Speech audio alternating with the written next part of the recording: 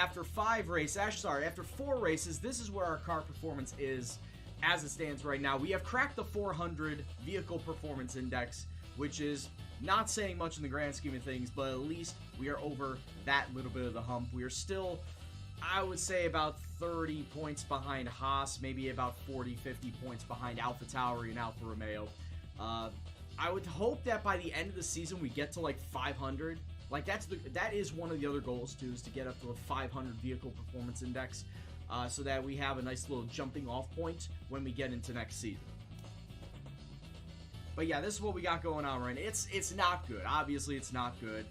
We can only hope to get better. As far as the vehicle goes, our engine is getting progressively more and more shit, as you would expect, because of the fact that we don't have the durability. So we're already starting to, after 4 races, move on to the second bits of our engine. Not good. Nothing else really to talk about. As you can see, the contracts, no perks, since I'm not getting any money in. I can't spend that extra money on perks. As far as the standings, if you are curious about as to where the drivers and the constructor standings are, well, it's pretty much Mercedes running the show. 1-2, Lewis Hamilton, Valtteri Bottas, then Ferrari behind them with Leclerc and Vettel. Albon, surprisingly, Albon is 5th, Verstappen is 7th, Carlos Sainz, Ocon, Norris, and Ricciardo rounding out the top 10. Now, outside of that, everybody else is in single digits, and of course, we've got 0 points because, of course, we have not gotten a single point yet. As you can see, us and Haas have not gotten a single point in a race this season, which means that, well, by simple math, 4 drivers have not gotten a single point during this race season. Can that change? Probably not. Likely not. Like I said before, Williams, my goal with Williams at the end of the first season is to try and be like right around 15th place. Like to try and consistently be 15th place by the end of the season. And then, like I said, use that as a jumping off point to next season, get hovering right around the top 10. I still don't know if second season I'll even get points, but, you know, like I said, jumping off point. So that I can get the car better, so that I could drive better, so that George Russell can drive better, and start to make a dent in the midfield. But other than that, nothing else really we could do R&D-wise. As far as our progress, whoops, did not mean to do that. Yeah, I'm pressing all sorts of bad buttons. As far as our R&D progress, we still have to worry about the front downforce and the weight reduction in the chassis. They are still in development. They will get done between the Dutch and the Spanish Grand Prix. Which, by the way, we will be getting, obviously, the Dutch Grand Prix done today. Now, as far as the Spanish Grand Prix, that I don't know if we will be getting done because, of course, the iRacing Legacy Cup starts in 3.5 hours. Now, because I'm not doing the extra stuff on the back end like I would if I was doing my team career, I could be getting both races done today. We'll just have to wait and see. We'll have to see what the timeline comes out to be if I can get both of them done. If I can't, then we'll just save the Spanish Grand Prix race until Saturday, and we'll just do the practice and qualifying for that race tonight before getting into the iRacing. But, yeah, let's get right into it. Just make sure that I do have the difficulty back down to 80, specifically for practice, which I do. And let's get into the Dutch Grand Prix. What's going on, Timon? I said your name right? Did I say it as Merman? It's Merman, right? Not Merman.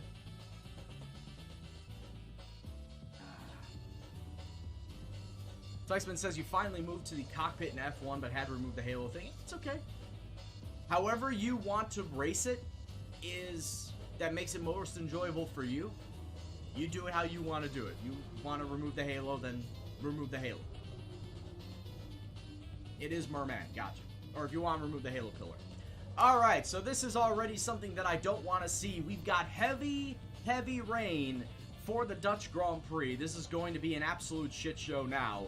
As you can see, it was already going to be cloudy, partly cloudy, mostly cloudy for the entirety of the weekend, but it is supposed to rain, and rain heavily, for the Dutch Grand Prix. Man, this is already going to turn a bad race even worse for me here in the Williams. Can we get a weather forecast, like a timetable, as to how much of the rain is going to come down? Okay, so it's actually not going to rain the entire weekend. It's going to start heavy rain, though, lightening up as the race goes on. So figure It's going to be a 36 lap race. Figure the rain will all be gone by lap 18. Halfway through the race, all the rain should stop, and it should be a dry racetrack for the rest of the race. That's fine. It still sucks for me because I don't like driving in the rain, but we'll just have to make do with it. Qualifying, though, not a problem. Honestly, I'm not going to get out of Q1 anyway, so it's not like it was going to be a problem. But, yeah, let's get into it.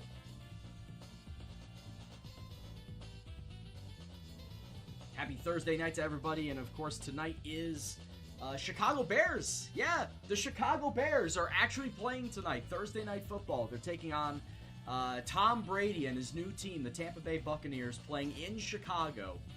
So it's going to be interesting, to say the least, because the Bears just do not have that good of a pass defense, and of course Tom Brady being one of the most prolific passers that the NFL has ever seen. Will it actually spell disaster for the Bears, or can the Bears pass rush actually do something? Because of course their linemen and their linebackers are pretty damn good. It's their secondary that's shit. So if the front seven can rush Tom Brady and, you know, force him into making a pass under pressure on the run, etc., that is going to be most beneficial to the Bears, because Tom Brady in recent years has not been good under pressure. Like, if you give him time to throw, obviously Tom will just hit all the targets every single day of the week, twice on Sunday. 5 times on Sunday. But if you pressure him, he is very inaccurate when he's under pressure. So that's what the Bears front seven need to do, is pressure him all day, force him to making mistakes and turnovers, and that is how the Bears are going to win. How does this challenge work, D-Money? Well, it's make the Williams car not suck as much and try to win a driver's title out of it. Very simple. Very simplistic challenge. However, I do have 10 seasons to do it, because there are only 10 seasons in the driver career and the My Team career. For whatever reason, they only capped it at 10 seasons. Why Codemasters did that, I don't know. Probably they think that by, like, season 5, you should have an OP car, so you don't really need to be doing more than 10. But yeah, that's basically the gist of it, is to build up the Williams car to be not shit, actually competitive, and try to win a driver's title out of it. That's pretty much what it is. Nothing fancy, nothing special. Very straightforward. Alright, let's get the Dutch shit loaded up. And let's get acclimatized.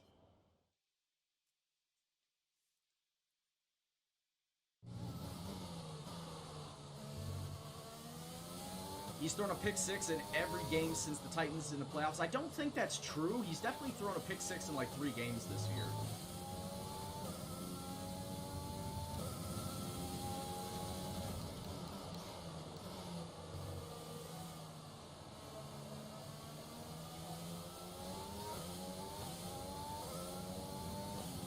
But also, like I said, the Bears need to learn how to get to Tom Brady. Otherwise, it's going to be a rough day for him. Tom Brady on the year has only been sacked 5 times. He's been sacked 5 times in 4 games. That is a very good offensive line to have not allowed that quarterback to be sacked that much.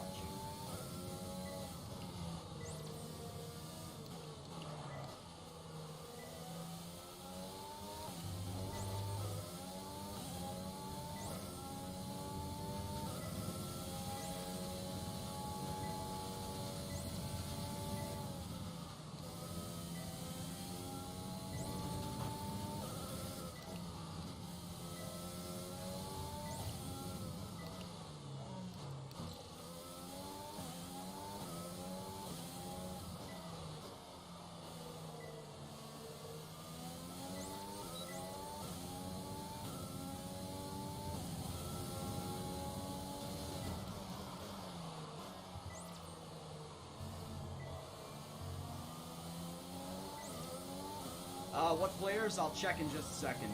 I know I have Tom Brady, Allen Robinson, Tampa Bay defense.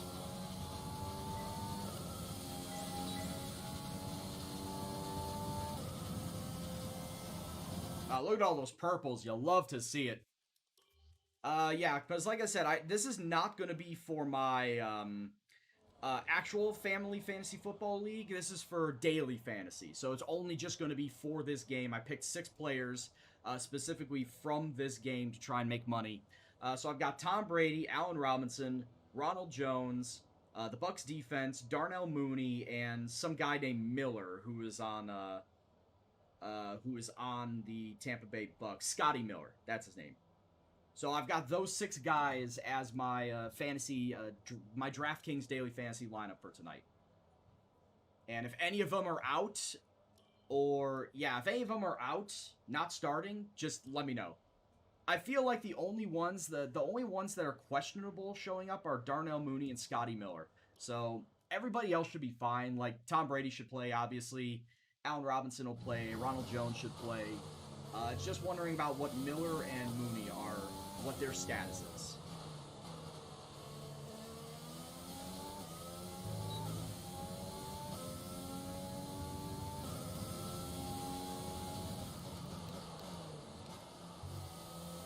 Yeah, I think the line right now is Bears, or not Bears, but Bucks minus 8.5.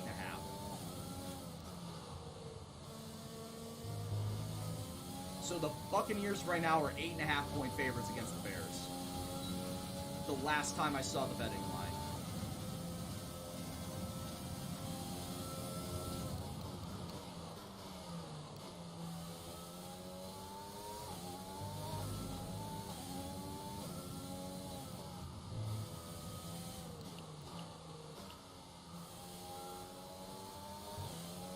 Whether or not that has stayed is completely up to however the betting has gone.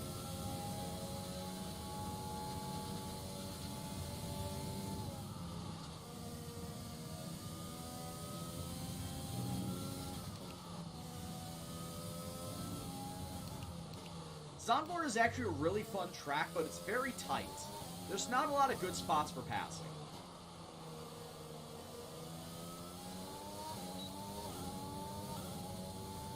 I did see that. Dominic Calvert-Lewin, was it Connor Cody, and Danny Ings all scored for England tonight.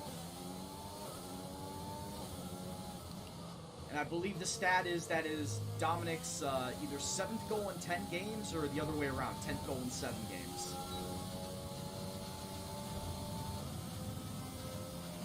Okay. Going back to last season, he's really been on fire this year. He's really been on fire. I'm not going to pass anybody. Yeah, well, you saw me. Hey, buddy, you saw me pass Roman Grosjean in the Chinese Grand Prix.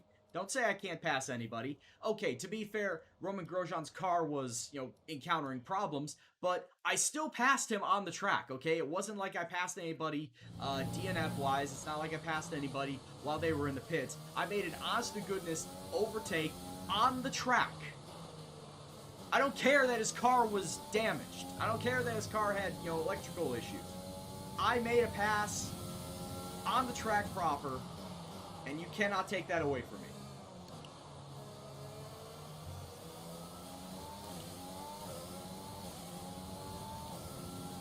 Yeah, just because Grosjean's car was not operating at 100% does not mean that it wasn't an honest-to-goodness overtake on the track.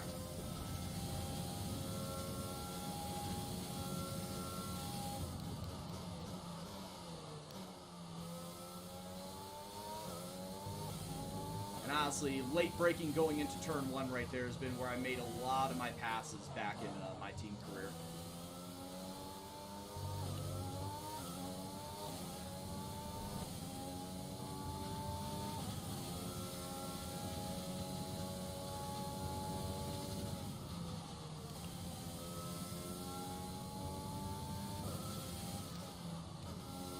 That's such a great braking / passing zone. Going into turn 1.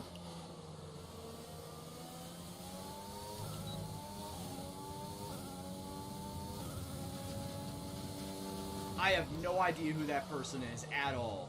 If she was in WWE, I never even knew she was in it.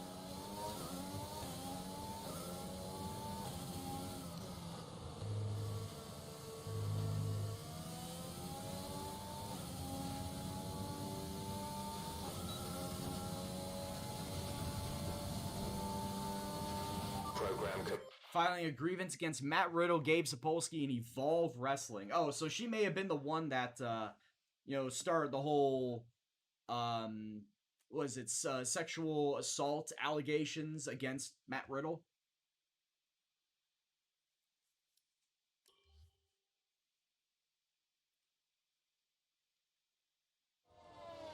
Okay. I honestly still don't know her. She may be on the Independents. Yes, I don't watch that much of the Independents, to be completely honest. Like, mostly around the Midwest, like Chicago-based promotions, Milwaukee, Indianapolis. So I'm not really too familiar with her. But okay, she's the one that was the one that set up the sexual assault allegations against him. Gotcha. Tabo is seeking $10 million per defendant filing a suit in Cook County. Oh, hey!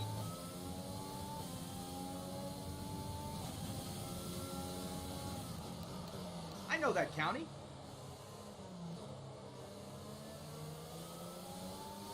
Because Cook County is pretty much where the city of Chicago is in.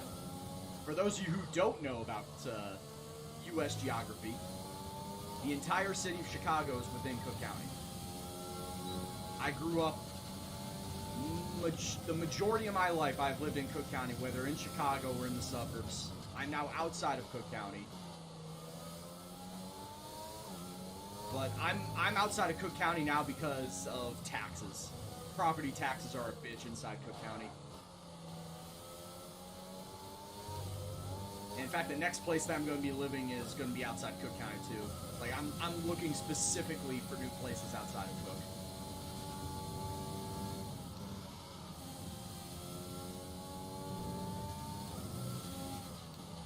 And for the longest time, it's like a lot of people just that I knew did not want to live in Chicago proper because the fact that, hey, you get double fucked.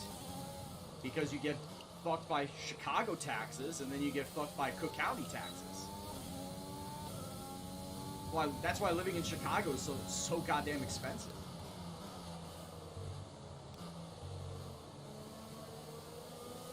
I wonder why she's taking it to the Cook County court. I'm very curious as to why it's going through Cook County's court.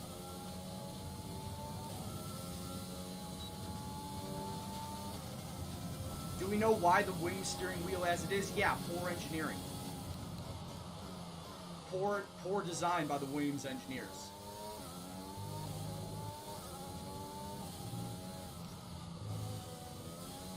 Oh shit. But honestly, if you're looking for a real reason, I have no idea.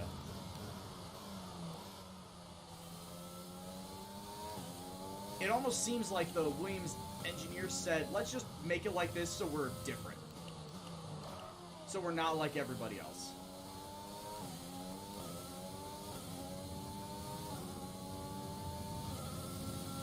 And as I've said on this stream for the past couple of days now, past couple of streams, honestly, Williams need to just start from the ground up. They need to hire all new engineers, all new technicians. Find a way to build the car much more efficiently, much more aerodynamically stable and sound. Because honestly, this whole design team that they have is just hindering all of Williams' production.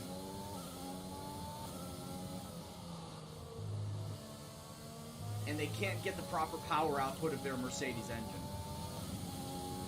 Hey, what's going on, Red?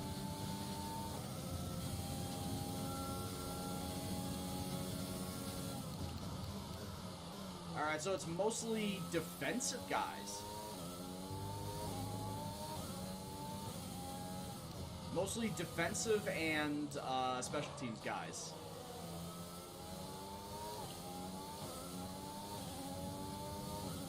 Because Sheriff McManus, I know, is a linebacker. And has been a starting linebacker for some time for the Bears. But everybody else on that list that you're telling me, I believe, are all special teams guys.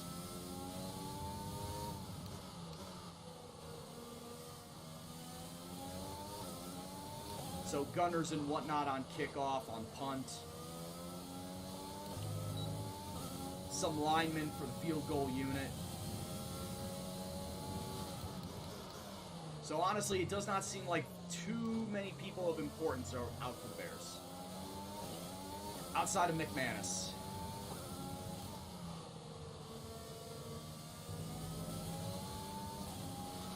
Because that's a linebacker that the Bears could really use right now.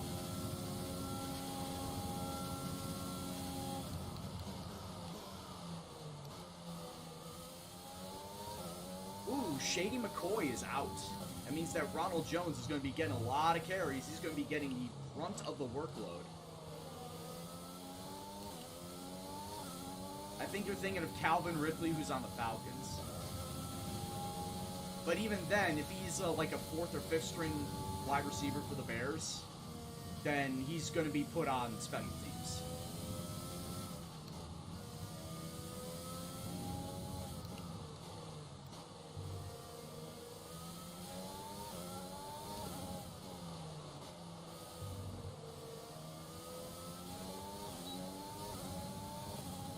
You guys, brother? Okay. Man, fuck the Astros.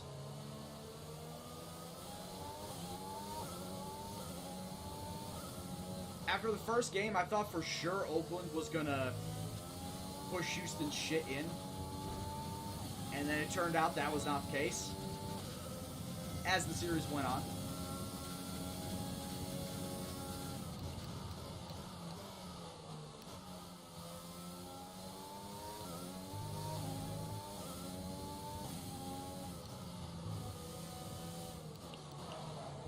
But it's like Shady McCoy is out, but nothing about Leonard. Whoop, nothing about Leonard Fournette. So I think Ron Jones and Leonard Fournette are going to be sharing carries then, which could hurt my daily fantasy team. But Ron Jones at this point in time is the #1 running back for the Bucs. So even if Leonard is available, he's not going to be getting the majority of the carries. It will still be Ron Jones.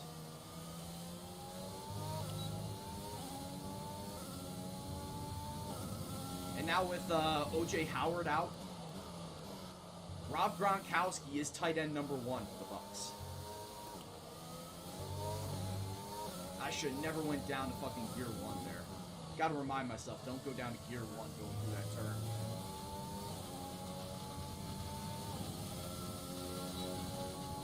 But yeah, legitimately, Rob Gronkowski's tight end #1 for the Bucs. Okay. Though Cameron Brate is turning into being a very steady receiver, tight end wise, for the Bucs.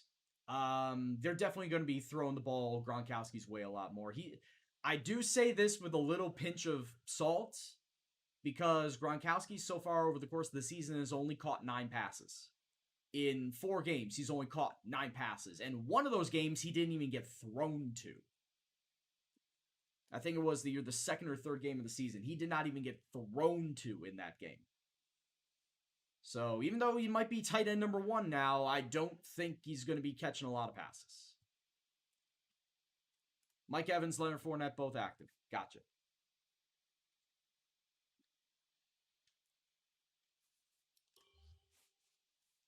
But yeah, here's the thing.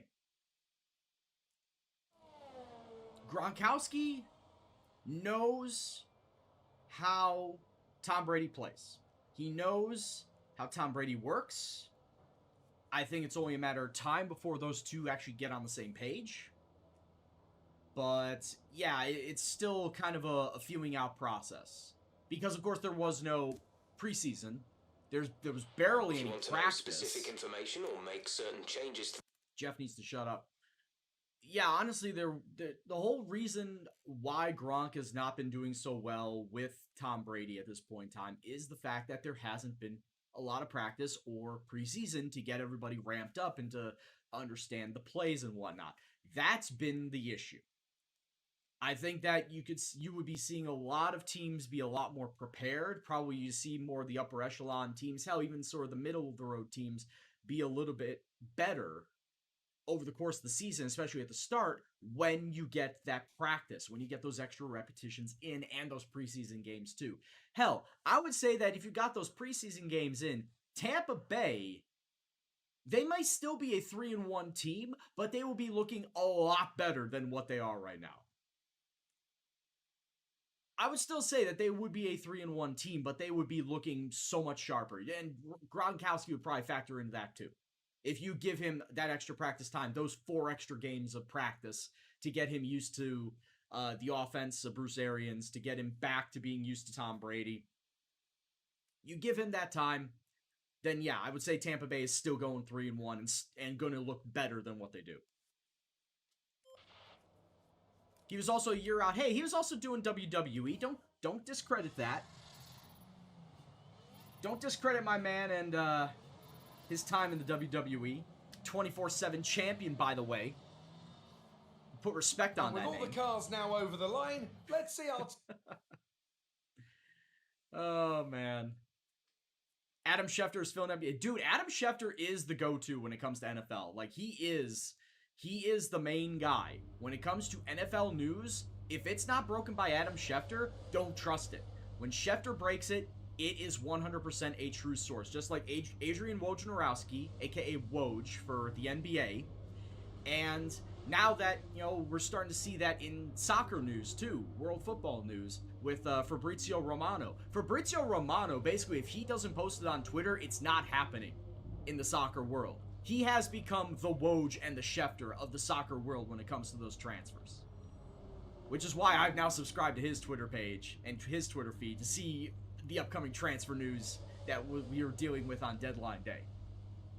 Yeah, basically that's where I get all my sports news nowadays. If it's not coming from Schefter, Woj, or Romano, I'm not trusting it.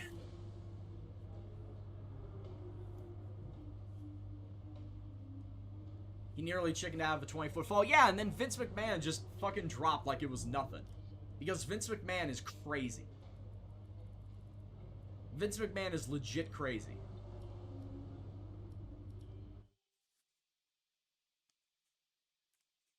Tom Pelissero, see, yeah, until you started posting him on the Discord, I didn't know about Pelissero.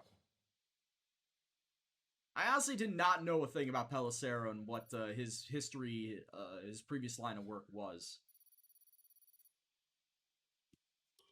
But he's starting to look like a more trusted source, too. My go-to is still Schefter, of course.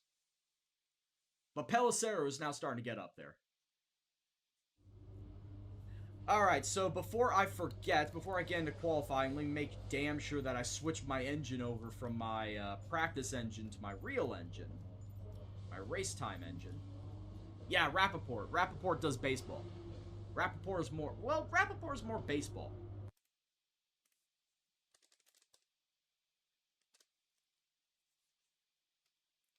Oh, he does baseball and football. He primarily covers the NFL, but he also does baseball. So, yeah, Rappaport's kind of in the same vein. He's in the same vein. Oh, yeah, what about my gearbox? I totally forgot about how my gearbox is looking. After 4 races, is 37% used. Wonderful stuff. You hate to see it. Oh, yeah, that's right. Now that I've got R&D points, I might as well try to utilize it somewhere. Streamlined suspension arms. Yeah, let's try and get those streamlined suspension arms ready before the Monaco Grand Prix. Yeah, at this point in time, anything that's getting built, it is going to take like 3 weeks. So it's going to be taking over the span of not just this race weekend, but the next race weekend leading into the weekend following that. It's taking that long a time just to build this shit out. And that's why I want the Williams factory, the Williams AI that's in charge of building up all the facilities. I want them to start doing that for the chassis, the aero, the engine, not durability. They're putting the money in the durability when it's like, at this point in time, there's no need. We're going to be going through engine parts for fucking days. Like, I guarantee you, by the end of this season, we're probably going to have 6 different ICEs, 6 different MGUs, 5 or 6 different energy stores, probably 4 different control electronics. We're gonna be going through fucking parts for days, man. Durability does not matter. And the buildup of the durability is going to take such a long time that at the end of it, it's not going to matter in Season 1, and hell, even Season 2. I would be more better suited to spending my R&D points, building up my aero, my chassis, to a lesser extent, my engine at this point in time. You take a look at the bar graph at the bottom. Build those up instead of the durability, because the durability is not going to be worth it at this point in time. Because we're just going to go through engine parts. Alright, and of course my rival is in fact Roman Grosjean after the Chinese Grand Prix that we just saw. Roman Grosjean is officially my rival. Will I actually beat him? Who knows? Just have to wait and see. Is there any change in the weather? There isn't any change in the weather. It's still going to be a downpour at the very start of the race here. Qualifying, though, does still look to be pretty dry. So let's just get into qualifying. Like I said, Q1, we're only going to be doing Q1. Don't have to look to anything past that. I think I saw a little bit of rain on track. Nope, track is fine. Make sure that I have the Dutch set up fully. Drop my fuel load. And let's go to track. Let's get this bad boy going. The engine at Racing Point didn't get upgraded. The facility didn't get upgraded till the end of the season. See, yeah, I actually got a little facility upgrade for the durability here after race week 3. But that was for the fabrication, for building stuff. Not like build time or resource points or anything like that.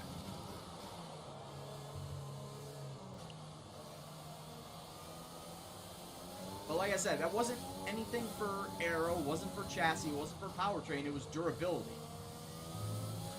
Honestly, the facility that I care about the least right now got the upgrade.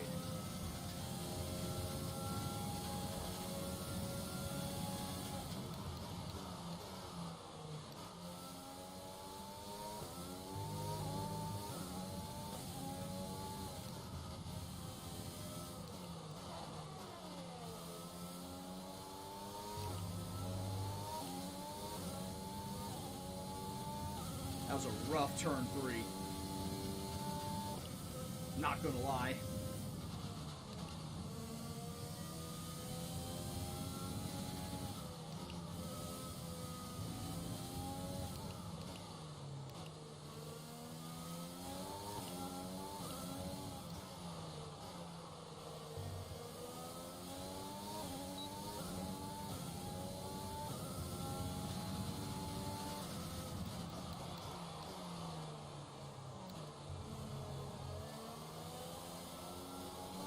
Yeah, kickoff's in an hour from now, man.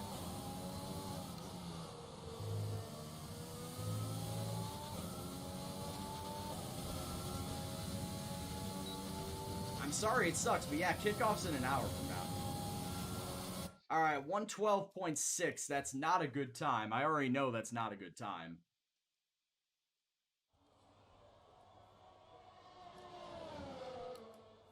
So let's get a fresh set on. Just in case, of course. Wow, I actually have a faster lap time than Lando Norris? Get out of here. Get out of town. There's no way. I've got a better time than George and Lando Norris on this track. That is not going to stay. That is honestly not going to stay the way it is. And I turned badly around turn 3. I know I can get a faster time. How much faster? I don't know. Right, the car settings screen on your multi-function display will allow you to change various... Hey, maybe I won't start last. Maybe I actually won't qualify in 20th.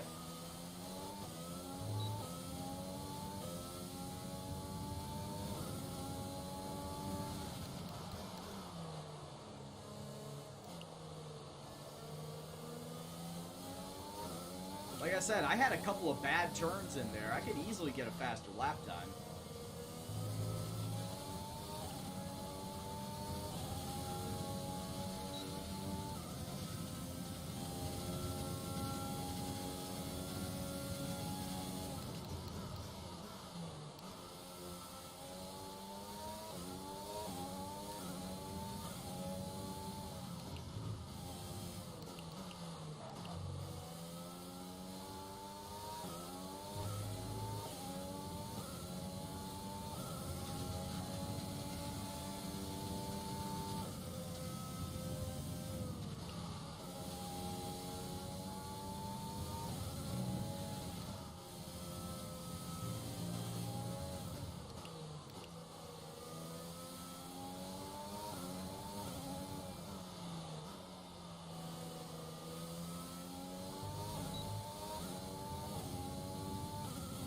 It's almost a half second faster.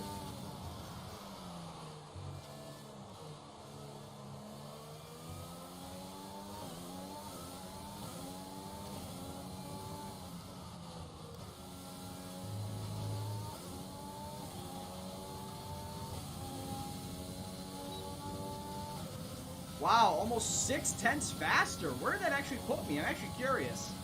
I think I actually got under 12. I made it to Q2. What? All right, we made it to Q2. Wow, we made it to Q2, boys. I got 6/10 faster. Yeah, look at that. Giovinazzi, Russell, Magnussen, Kvyat, and Raikkonen did not make it. I made it into Q2. Wow, things you did not expect to see this early on in a Williams. It's something about the Dutch Grand Prix, man. I love this track. I mean, it's not going to matter in the long run of this race because I'll probably drop back as soon as the race starts, especially in the rain. But we are officially in Q2. First ever time. Race 5. Season 1. We made it into Q2.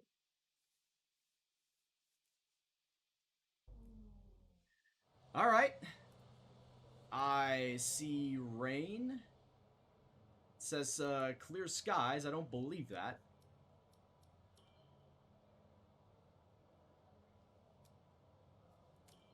Just making sure I've got low fuel. I do. Exit. Yeah, let's go track.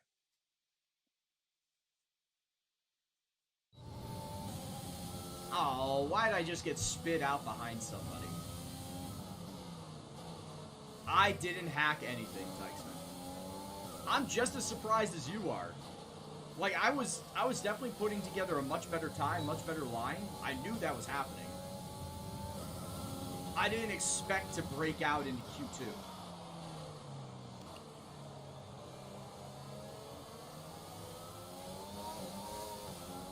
Hey, what's going on, Halby? Am I still P20? No, we actually made it into Q2 for this Dutch Grand Prix.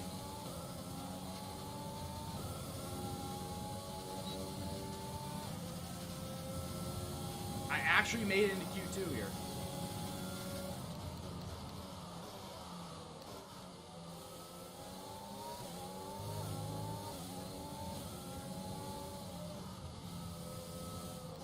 Of course, this will be the farthest I'll go. Let's be completely honest with ourselves. This will be the farthest I go here.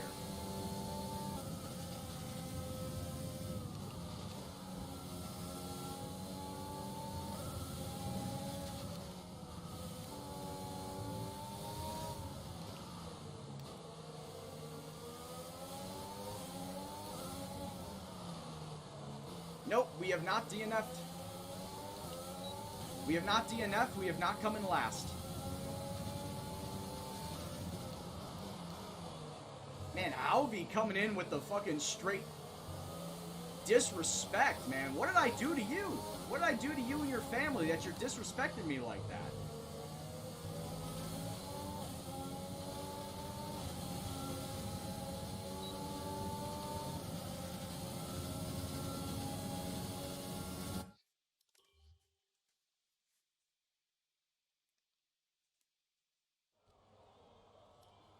Alright, so we got the same lap time as we did in Q1 in our first go-around. It was a 1:12.6. Obviously, I was missing turns. Same deal as in Q1. I was missing turns around. Oh, I'm still driving a boat, Halvey. No, that's for damn sure. I'm still driving a boat. The only thing I can think of is I was just driving this track a lot better than I thought I was. And somehow managed to get into Q2. But I'm still driving a boat. Yeah, let's not mince words here. Let's not split hairs. I'm still fucking driving a boat. If I get the same time as I did last time around, I actually would finish in 12th again. If I got that 1:12.0, I would be better than Grosjean and would finish 12th again. Hey, 12th for a starting position this early on is actually not bad. Alright, I did switch my tires up. Let's go out there.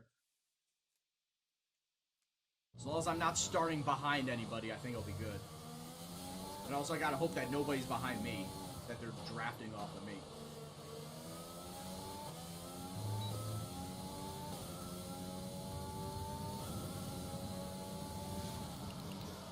Nobody in front, nobody behind. You got clear road.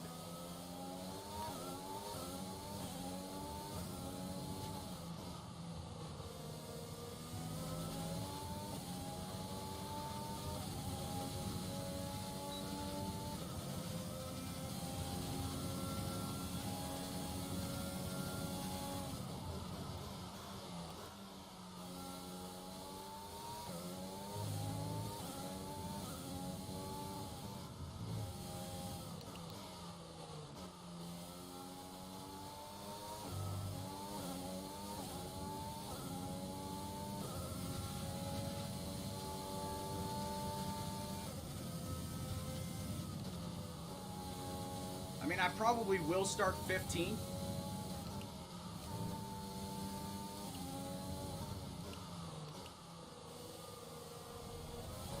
Well, unless I fuck it up that badly.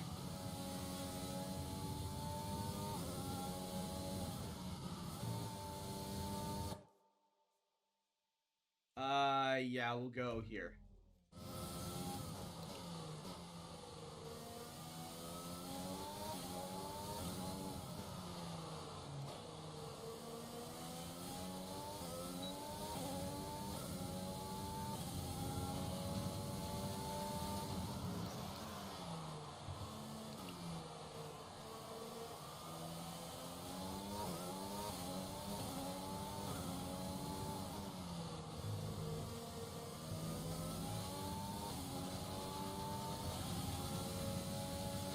I think we actually got a better time, lads. I think we actually got a better time this time around than we did in Q1.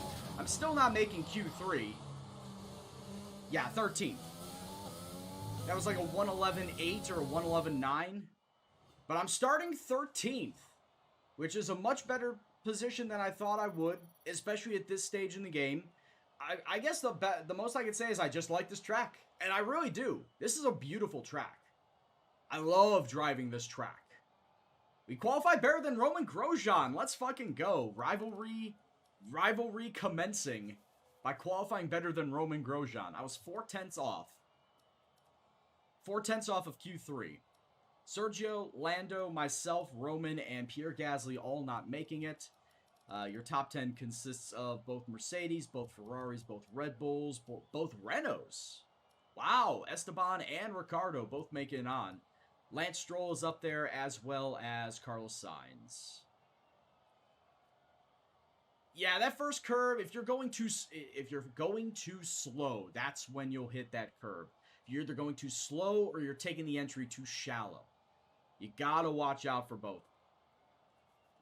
But yeah, we're going to start 13th. All right. Not complaining. I'm not complaining in the slightest about that. And of course, we get that extra bonus for better qualifying position. Getting back into F1 by running a 13-week season when NASCAR has its off-season. All right. Fair enough, NASCAR. Renji, thank you very much for the follow, my man. Hope you're doing well. Hope you enjoy the stream. But anyway, NASCAR, man, it's been a while since you've been here. Hope you're doing well, bud. You're going to be running a 13-week season. You're basically planning on it when it's the middle of November. So you basically have, what, 5-6 weeks until that league starts up? Best of luck to you, man, but you've got time. You better start practicing now. That's all I gotta say is you better start practicing now. Alright, so like I said before, it's going to be heavy ass rain to start this Dutch Grand Prix. And it is going to be a 36 lap race. I'm figuring that it's probably also going to be half the race.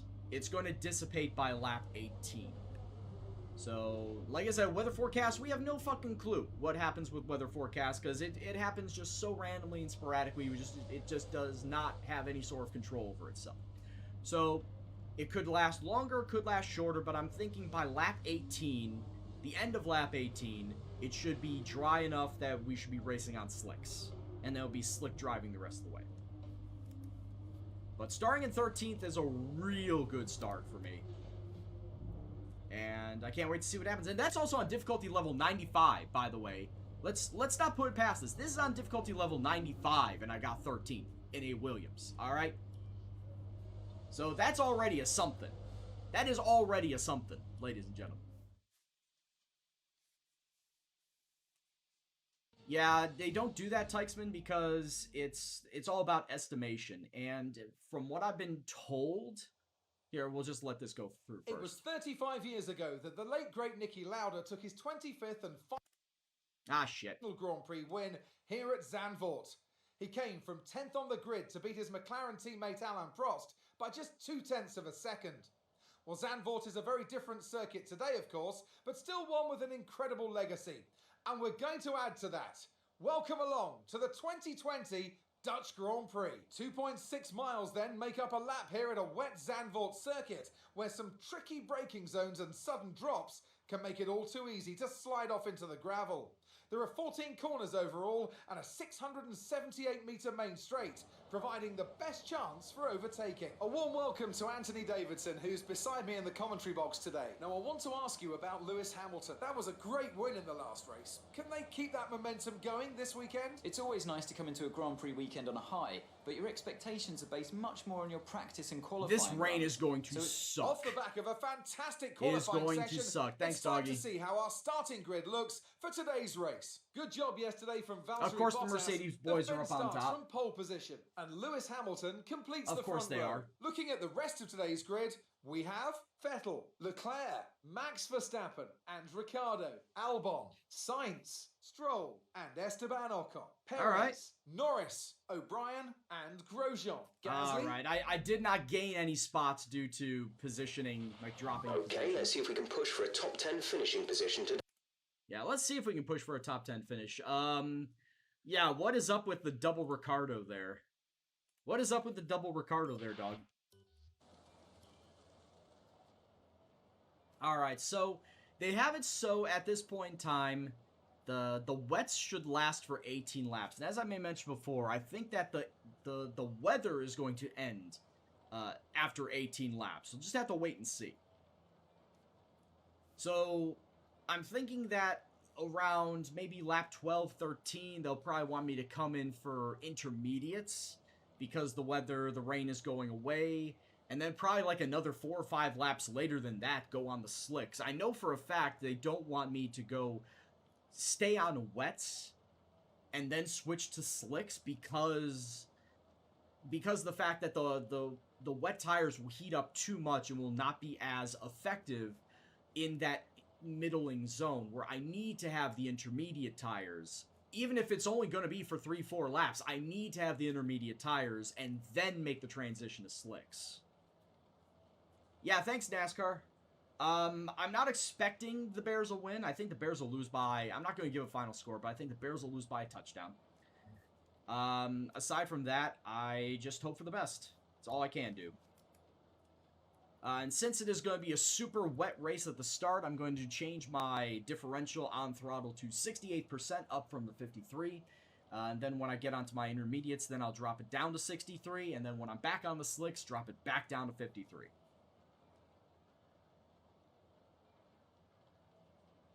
You think it'll be painful? Yeah, I think it'll be painful too. It's going to suck. It's not going to be a good start. Also, once again, take a look at where the dial is on the bottom right. It is ticked to the blue W. Like I said, I love that detail. And now, actually, when I switch to the intermediates, I'm going to be interested in seeing if they actually do tick the dial over to the intermediate side. And then when we then switch to the full slicks, if they tick it over to the dry side. If it actually shows the in-game animation ticking it over. That would be cool to see. Alright, well, let's get this bad boy rolling. It's not going to be fun, but we gotta do it. So let's start race.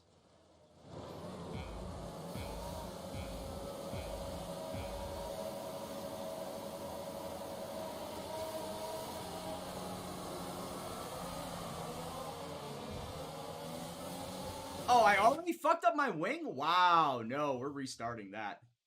Actually, now that I think about it, I'm probably going to drop my fuel. I'm probably going to drop my fuel now that I think about it. Because I'm going to start on lean fuel. I'm definitely going to start on lean fuel. So I'll probably start with half a lap under. And running on lean fuel. Because in the heavy rain, there's no need to run on rich fuel mixture. It'd probably be better for you to run on lean fuel. So I'm going to start half a lap under, and then drive on lean fuel until the weather lets up. And we'll do that. Alright, so let's get back and start this race again.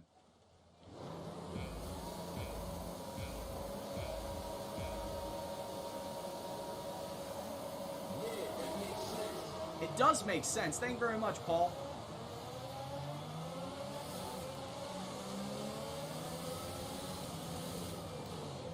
Oh my god, I cannot see a fucking thing.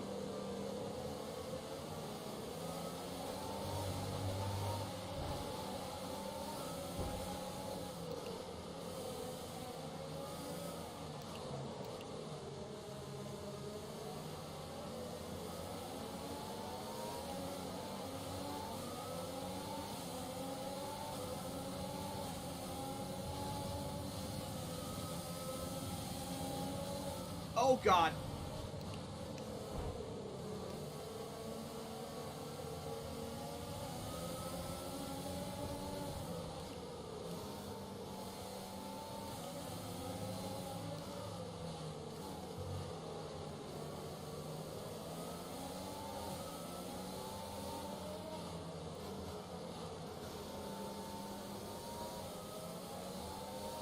And also, to be fair, I've only raced this track once in wet conditions.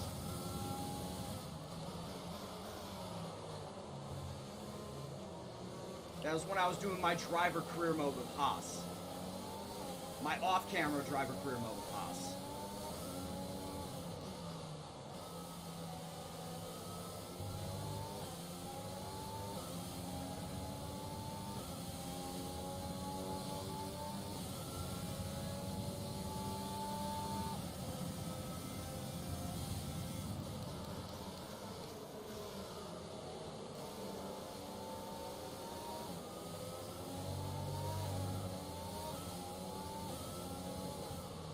Honestly, Tykesman, I can't say that I have. No. Not even simulation.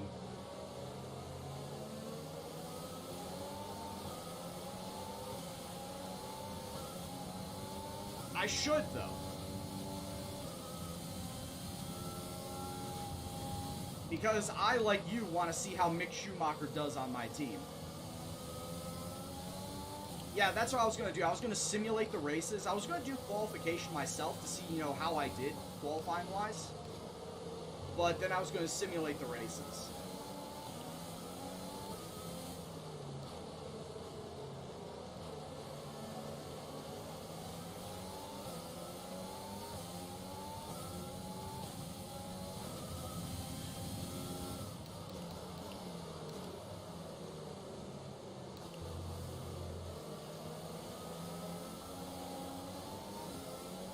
Alright, so as it stands right now, I've dropped 2 positions. I'm down to 15th.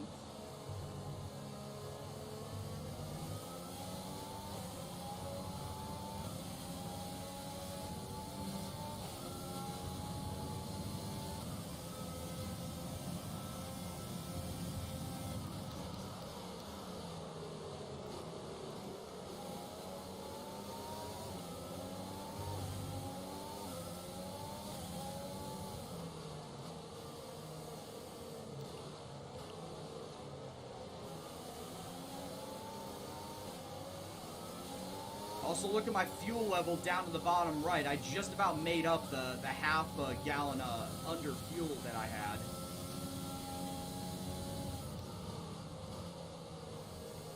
Started out a half gallon under, or a half lap under fuel. I probably should have gone more. Because I'm actually just about breaking even now after 3 laps.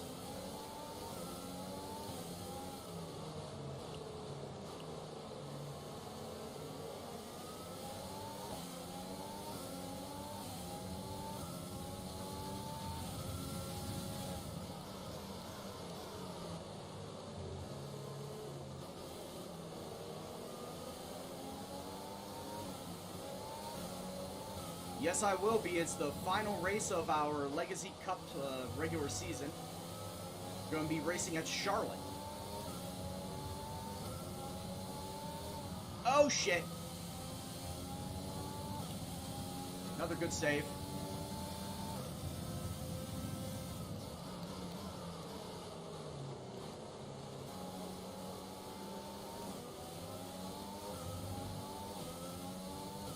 Well, what do you expect with me in wet weather, eh?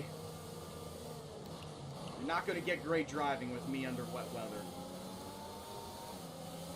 Ayrton Senna, I am not. Nor do I think I am.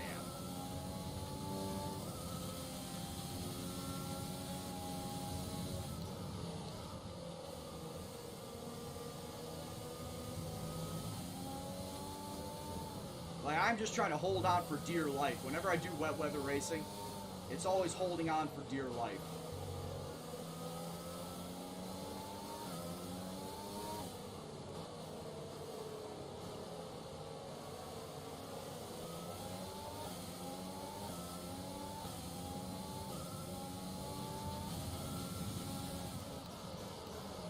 Yeah, that's where you take a look at what you possibly did wrong and try to rectify it. Whether it was a bad turn, in or out, you know, try and figure out what you did wrong. The tyre situation is an interesting one, but I think the right call is to stick with what we've got right now. Yeah, we lost 2 places at the start, Merman. We're dropped to 15.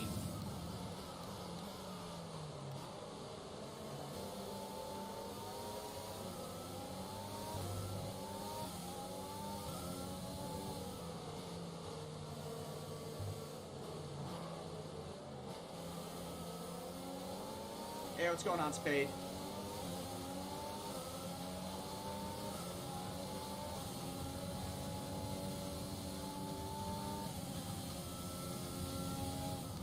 Sorry, I'm not really paying attention to chat all that much. I've got a very messy situation on my hands in front of me. I'm trying to pay attention to.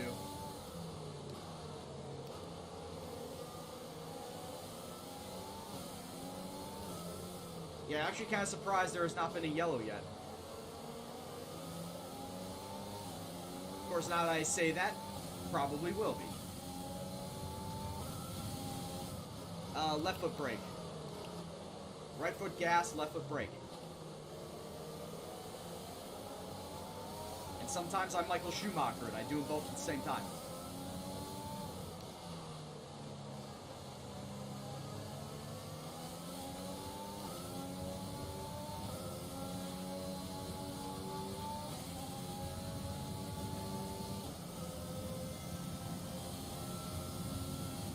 Best thing about rain is corner assist. Yeah. Having the turning line in the rain does help a lot.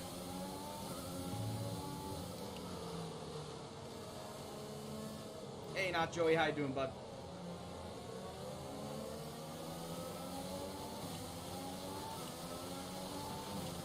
New around here? Well, welcome on in, man. Glad to have you around.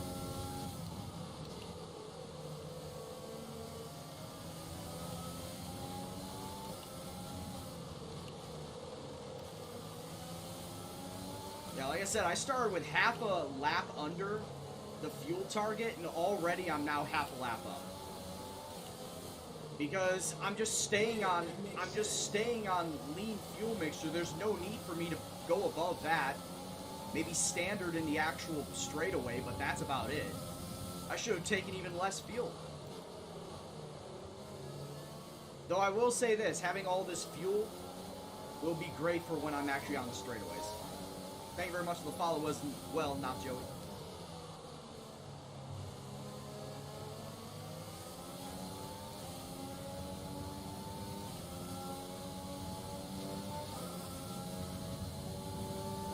Though, of course, sucking in a Williams is what I'm going to be doing for the first season. Can't even get the pace to get up to Grosjean and pass him.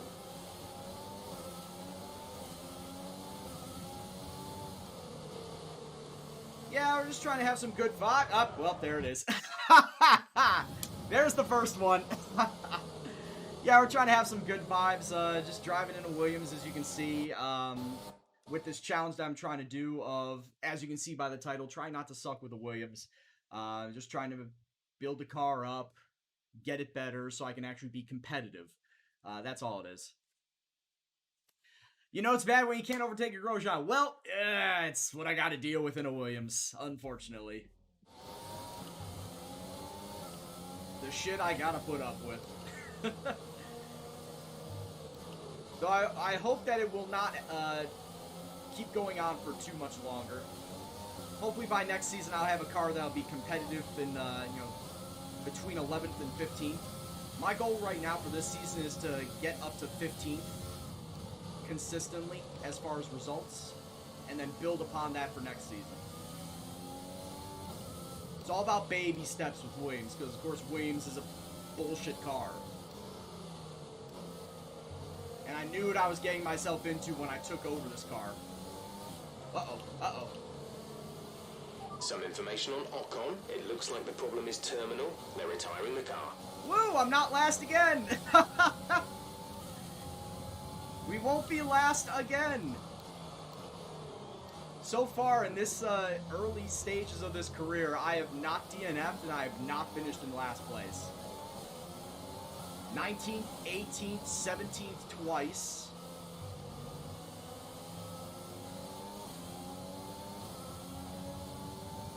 And now guaranteed I will not be last again.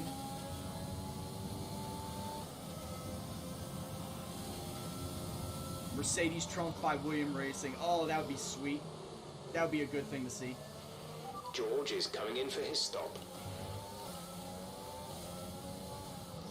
I think George is coming in for intermediate tires. I'm not too sure. Actually, yes, he is. We can't take you right now. Pit in next lap.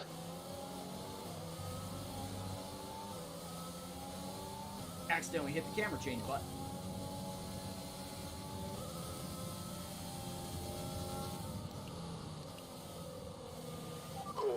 Caution.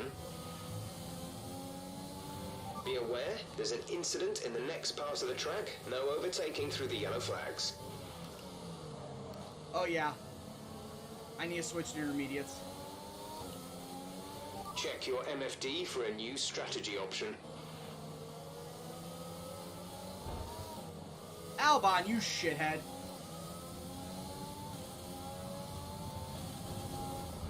Yeah, Team is looking really good. You're managing it well. Yeah, the strategy is come in now for tires.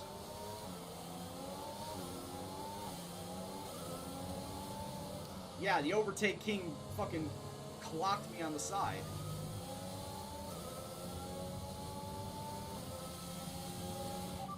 Understood. Stopping this lap. Alright. Who would have thought Williams wouldn't have had problems yet? I know, right? But yeah, as soon as I saw George go into the pits, I'm like, okay, they're probably getting him on intermediates. Only one stop to go. One stop left in this strategy. And yeah, the little dial here at the bottom actually did flick over to intermediate.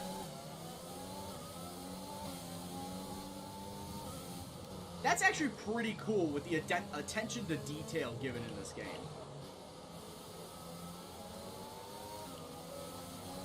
That's really cool, the attention to detail that they put in this game.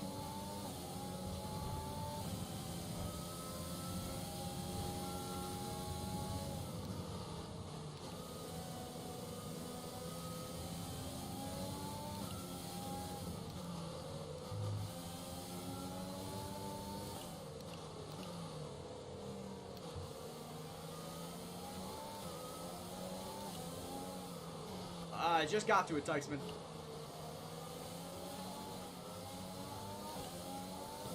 I didn't really have a time to move my hand down to get there.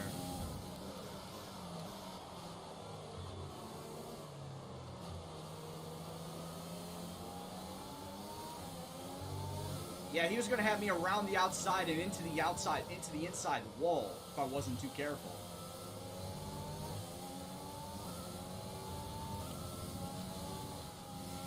You're doing well out there. Keep it up. We're looking at about 10 more minutes of rain. 10 minutes. And now the question is, what do I do with the slicks?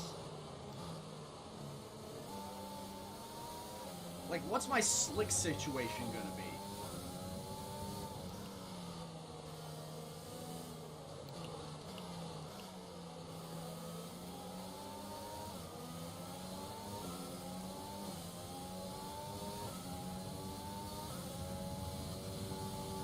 I guess it all comes down to how many laps are left in the race as to what slick tires I choose. If there's like 13, 14 laps left in the race, mediums definitely. Anything less than that will be soft.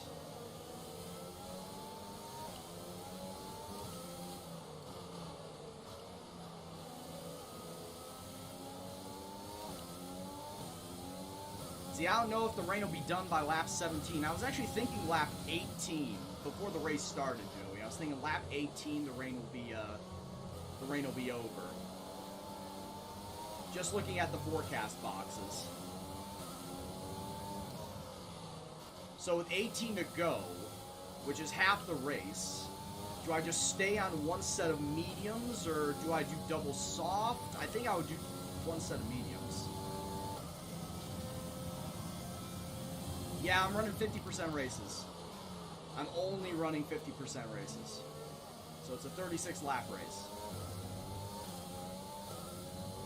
And I want to say mediums would last me probably 18 of those laps.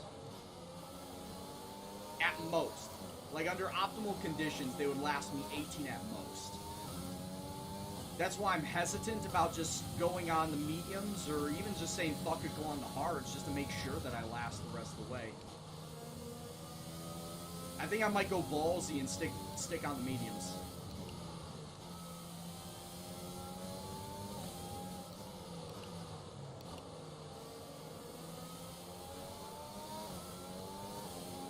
Merman agrees with going on mediums.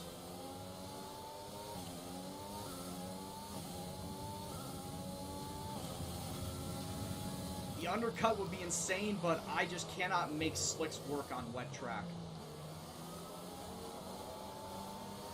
I'm not that good.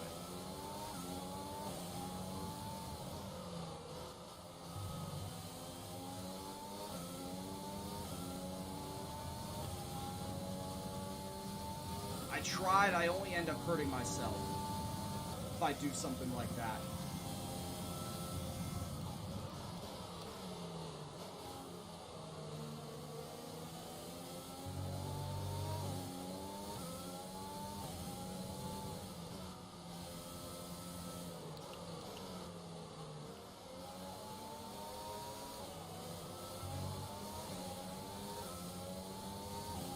Yeah, I will say this, I'm keeping up with Grosjean at least.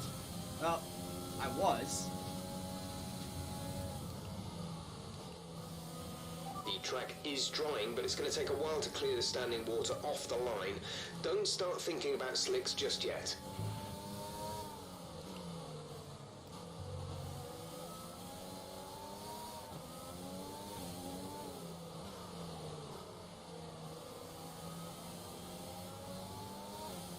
I don't know, Jeff, it's hard not to think about slicks, not to prepare for the next stint.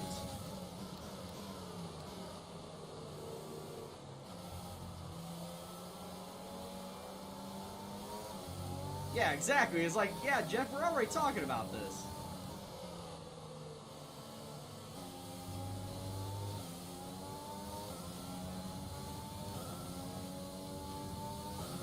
He's the only race engineer we can have, folks. We can't fire him for incompetence.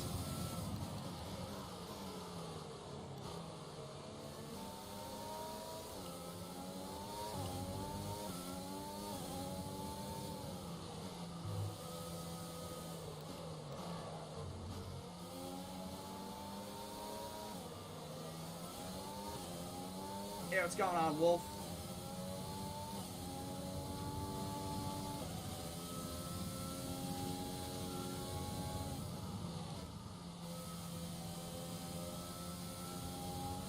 Crew chief, chief engineer, whichever one you want to call it, team lead. We can't fire him because of incompetence. We can't get somebody new.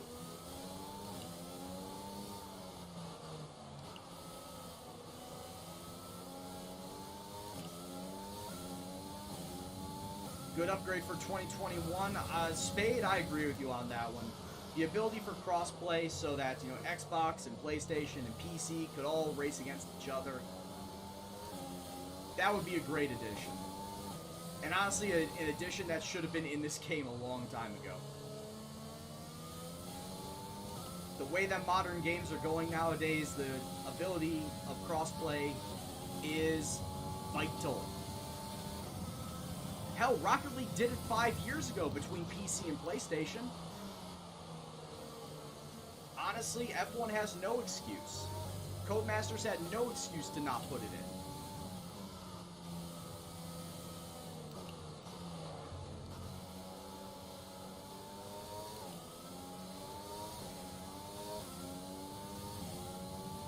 As far as I know, Crew Chief is iRacing only.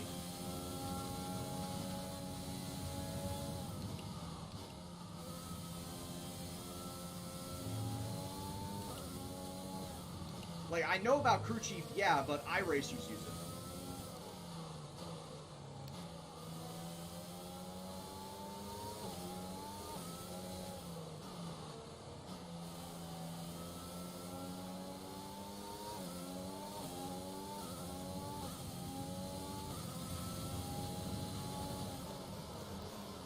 I mean, if there's a way that it could be programmable for F1,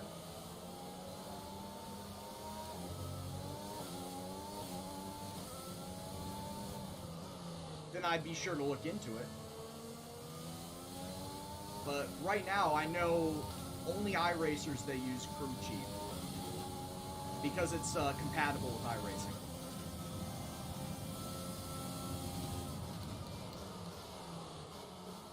Super Mega Baseball has crossplay too? Nice.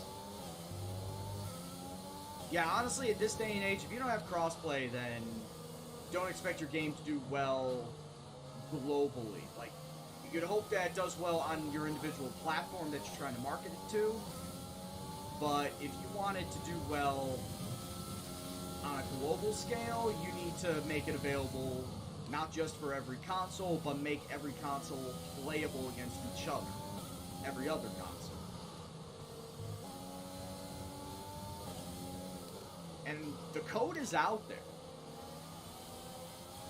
The development for it is out there. It's just a matter of putting forth the time and effort of putting it into your game.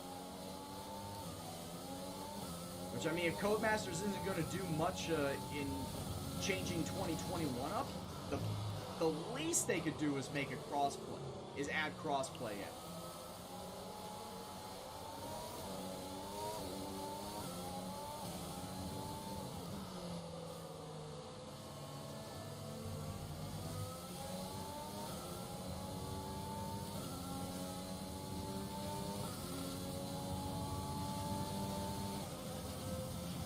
A new strategy is available on the MFD. Oh, great. As I'm going into the turn, Jeff. Copy that.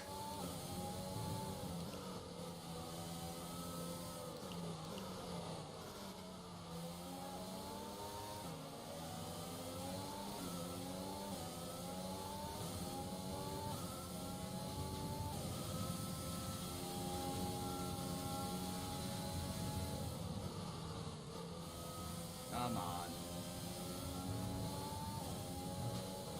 Overall, the race has not been too bad. Like, this entire race weekend has been surprising for me. Actually getting out of Q2, or Q1, I should say, for the first time. The tyre situation is an interesting one, but I think the right call is to stick with what we've got right now. Yeah, Rob, it's your home race, and it's a very, very wet one. We started this out in a monsoon. It's now down to a light rain that should be ending up in probably about 4 laps, and it won't dry out for like another 3 laps after that. So I'm thinking by the time that we go to slicks, there will be 13 laps left to go in the race. Do I do I come back out on softs? Or do I just say fuck it and go to the mediums and make damn sure that the mediums last me the rest of the race?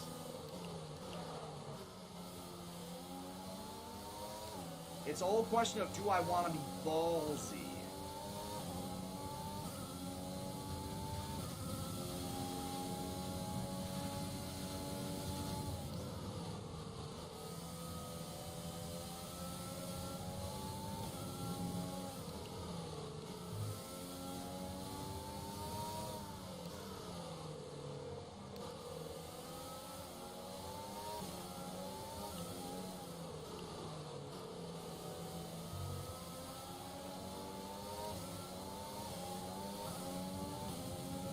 Soft is doable for 13 laps.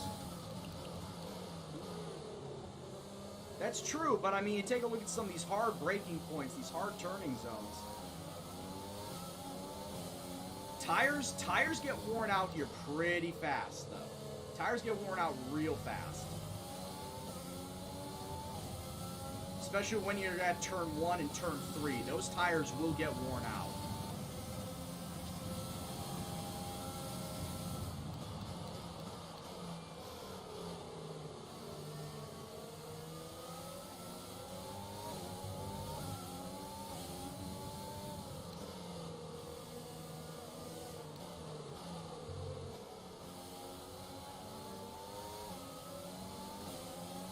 That's why I was saving fuel the entire race, Rob.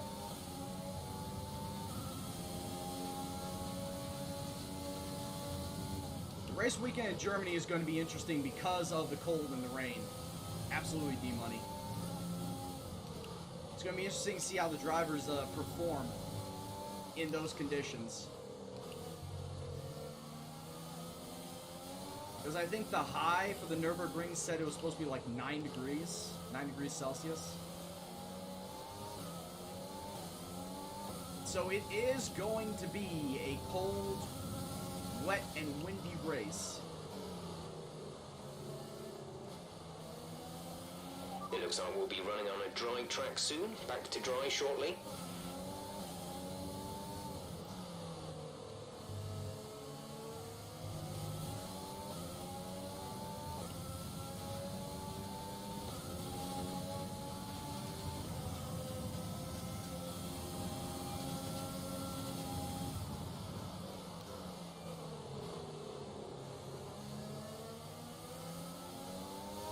I think it'll be a 3-stopper. No, I think 2 stoppers should be fine.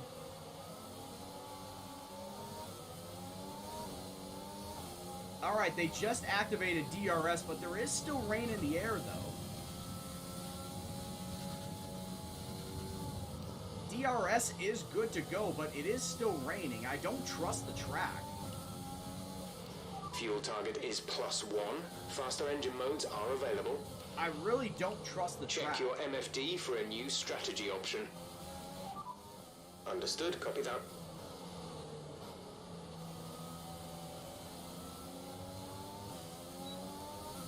And Jeff said come in next lap for mediums.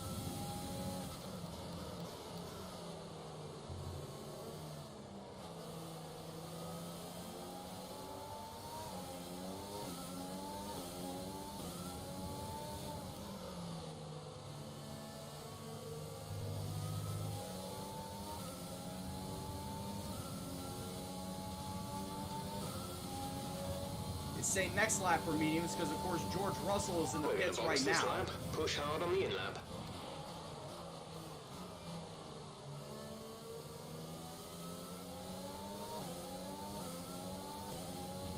George is in the pits. George in the pits. Hey, what's going on, Ducky?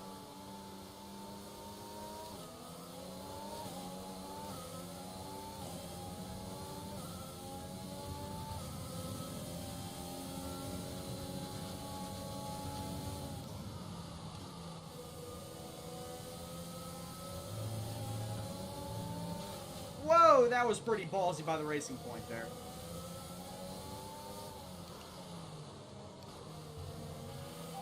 Right, consensus in the garage is that it's probably about time for the slick tyre now. It will be slippery, but it will probably be quicker.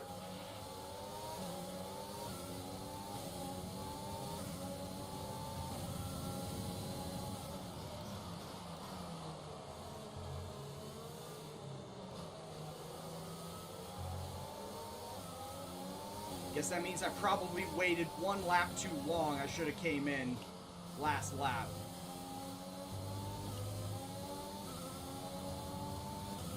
Well, 16 laps on medium tires. Be careful, we think you're going to start losing some tyre grip around now. There we go. 16 laps, gonna be on medium tires.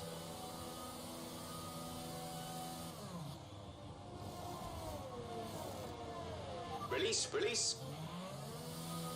Ooh, some people coming out on softs. Grosjean, Raikkonen. We want to finish the race on this compound. Yeah, I got it, Tykesman. Don't worry.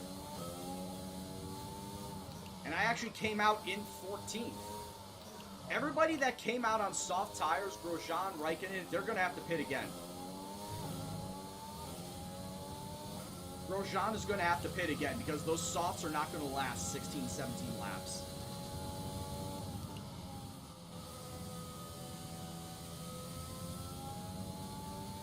Grosjean fucked up with his strategy. Same thing with Raikkonen, really. They should not have come out on soft. Unless they really are okay with double stinting.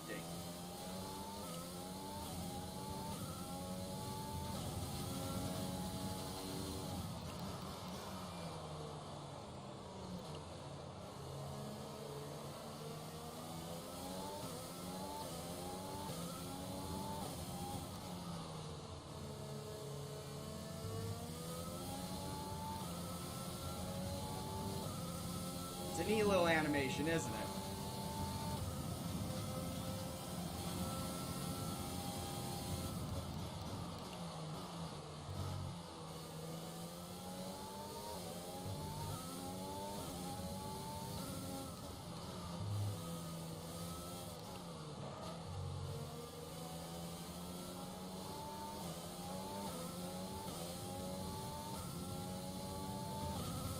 Alright, I'm not coming in the rest of the way. We're going to have to make these tires last.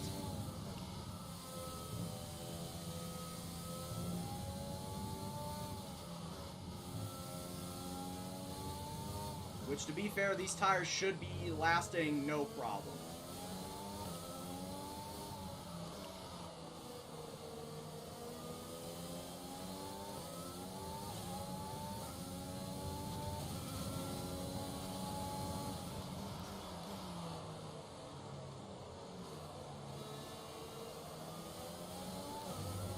Actually, I would really like it if we can go back to the rain now that I think about it.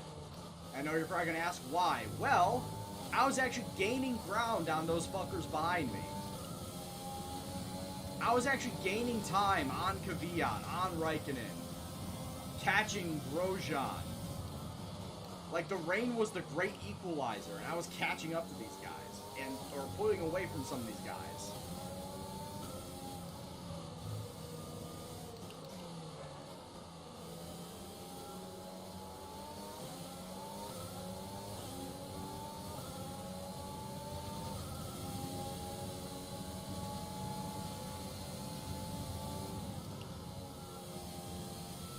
Whereas now you get to see the Williams in all its shit.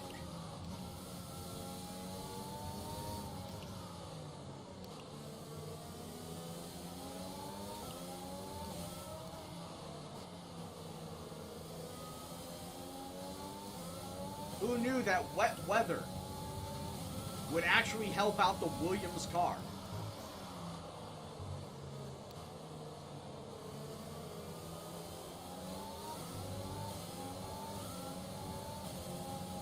Yeah, even though I don't like driving in the wets, maybe that's what Williams needs.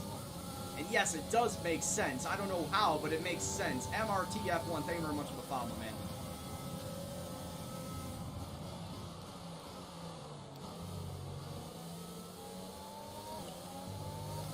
Doesn't really make a lot of sense. But in the end, maybe it kind of does.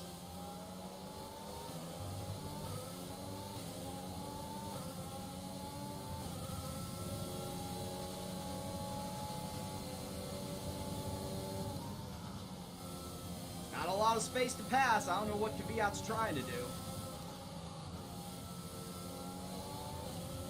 He's honestly making me very scared. He's just gonna fucking hook me.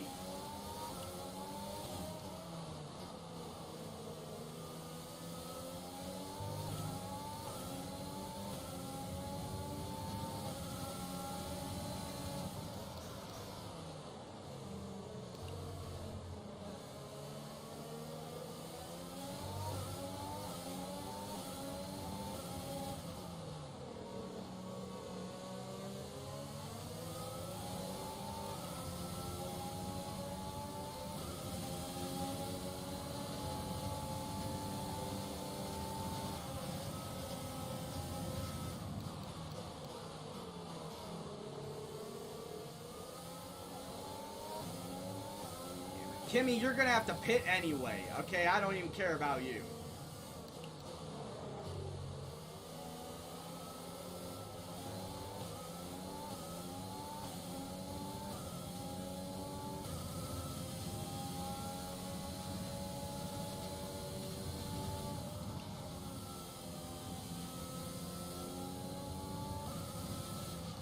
Everybody that pit for soft tires, guess what? You're gonna have to pit again.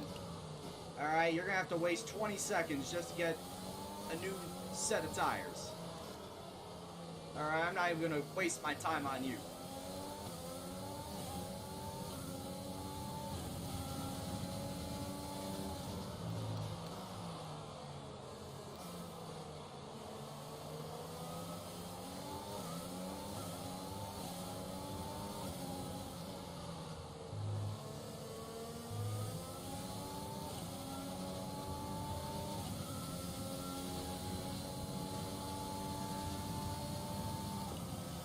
Push.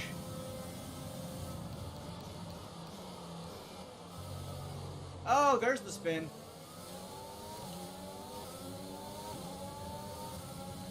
There's the hitting of the inside curve that I was talking about earlier. Yeah, if you hit that, of course you spin. And me, I did that because I slowed down and cut it.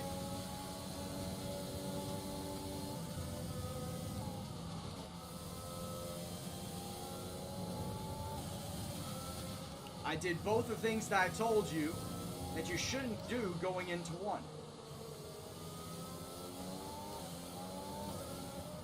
You only hit that curve, you slow down too much and turn in, or you start cutting turn one too early. And I demonstrated both at the same time. Yeah, Delio's it is, but I started P13. I actually made it out of Q1, if you can believe it.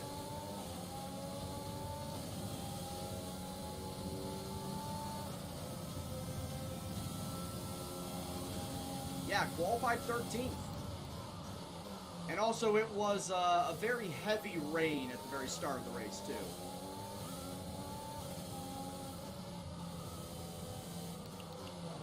It was a very heavy rain. We're talking monsoon rain.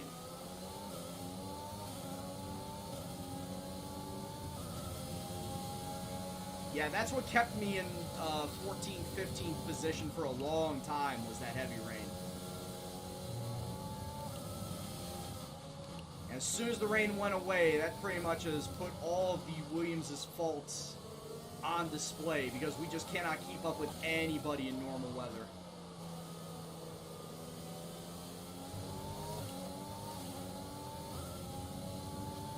Tom Brady undefeated on Thursday Night Football. Well, probably going to add another win to that list today.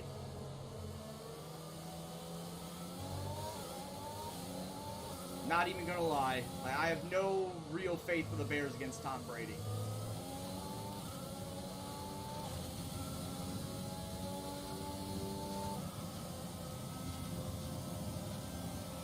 Yep, and that's what I was talking about. George Russell coming down the pit lane, getting a fresh set of softs.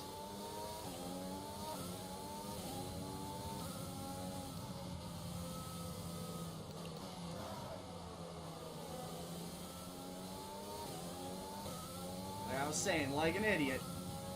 Magnussen and Giovinazzi behind me are going to do the same thing. They're going to have to do the same thing.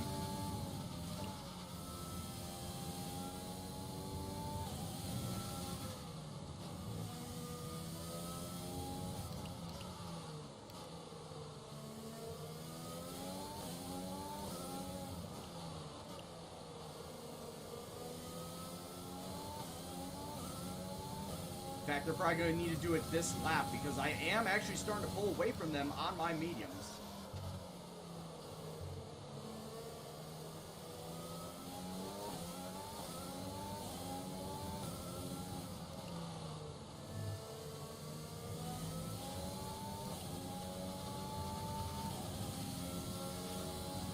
So as it stands right now, 14th place is probably going to be the highest I'll go.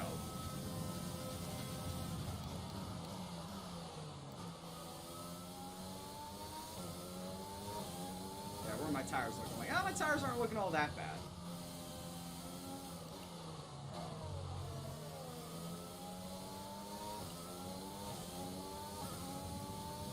Yeah, my tires will obviously last me to the end of the race.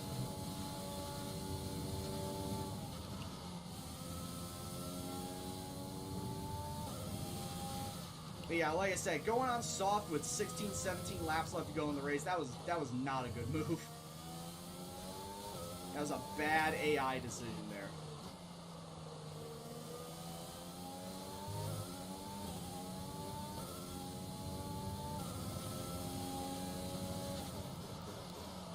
I can very easily see Brady throwing 3 touchdowns tonight. It's going against the Bears secondary. The Bears' run defense is decent. The Bears' secondary is god-awful. So, yes, I can very easily see Brady going off for 3 touchdowns tonight.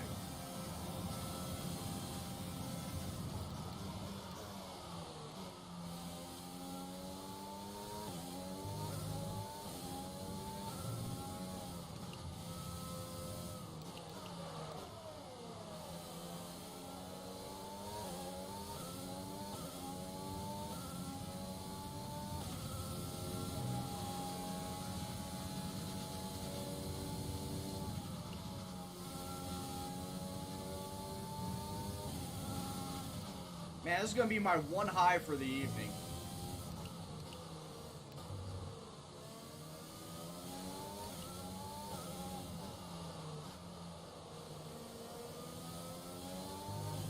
Because if I do, in fact, get to the Spanish Grand Prix tonight,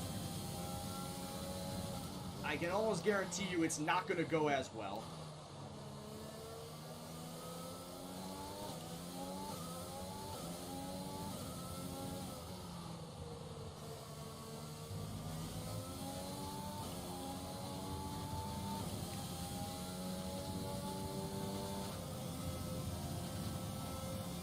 And then, of course, to run in this engine mode much longer. We're about a lap over target.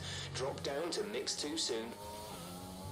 And then, of course, the final regular season race of the Legacy Cup Series tonight, which I also don't see going all that great.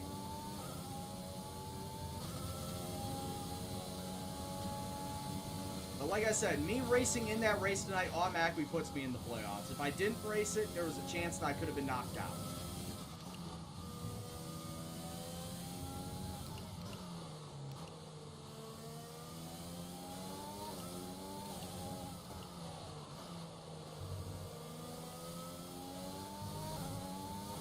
And that race goes on in 2 hours. So that being said, I think I can actually get it. Fuel remaining. I think I can actually get it.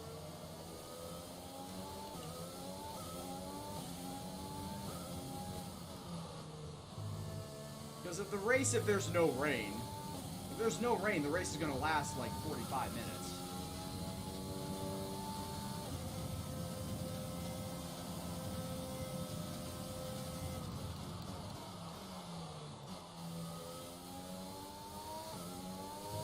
Five laps to go.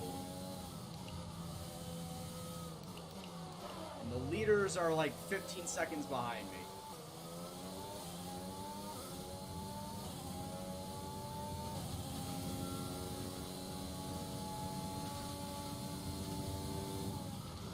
noting Valtteri Bottas's time as he crossed the start-finish.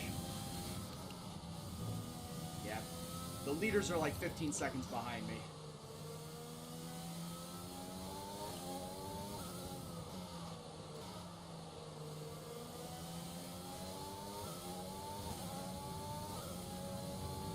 So as long as I stay ahead of Grosjean behind me.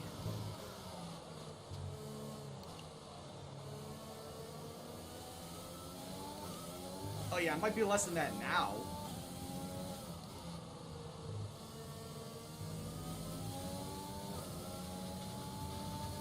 I mean, it's around that.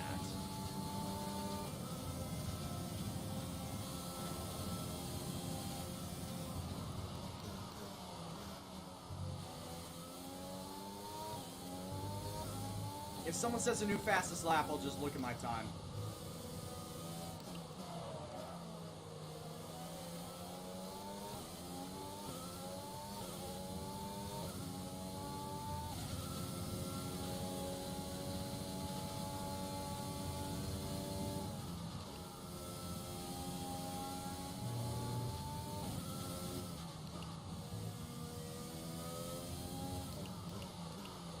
Well, yeah, that's true, but that also means that I probably would have gotten passed by Grosjean behind me.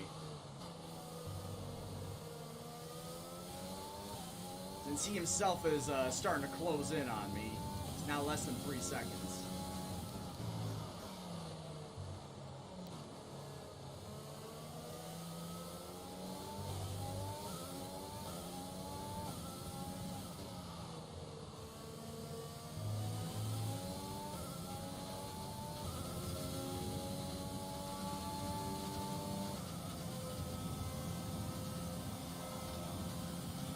Three laps to go.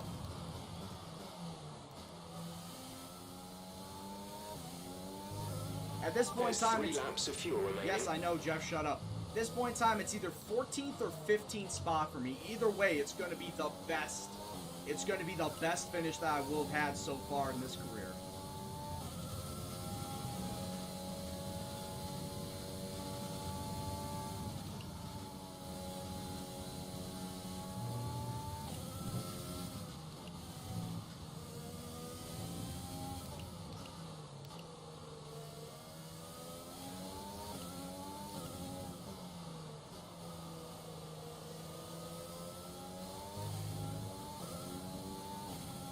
Yeah, what's going on, J-Ro?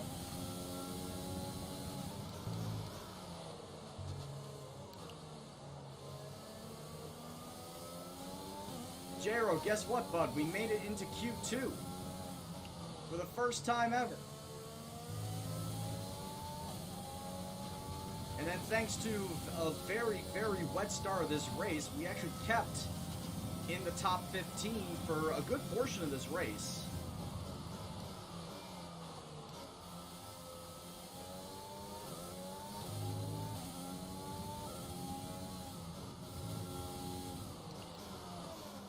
Eurobeat intensified. Thanks for doing that, man. I totally fucked up that turn. With 2 laps left to go. But it's like Max Verstappen's not around me. I can't hear no Eurobeat.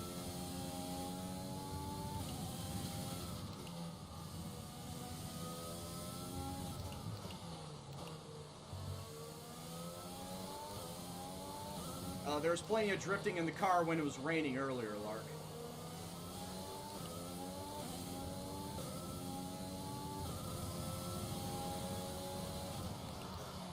J-Ro, the car is still a fucking boat, but I somehow got it around this track. Let's not get it twisted. This car is still very shit.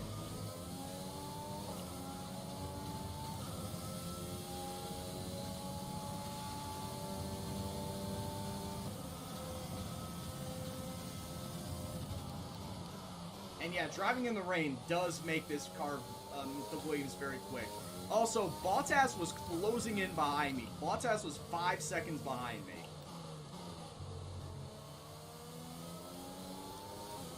Which means that myself and Grosjean are going to be the last 2 cars to finish this race.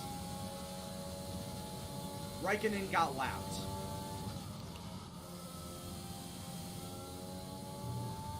Yeah, boat does well in water. You're not wrong. You're definitely not wrong on that. Less than a lap of fuel now. The tank is empty.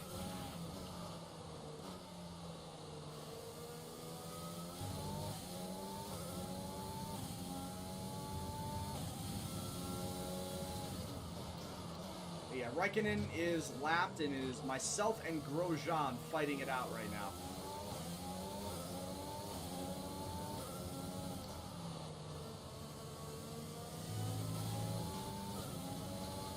And we are going to come away in 14th place. Our first top 15 finish. We didn't finish bottom 5 for the first time in this career. We'll see you in Park Friday. It took 5 races to do it. A lot shorter, a lot quicker time than I thought.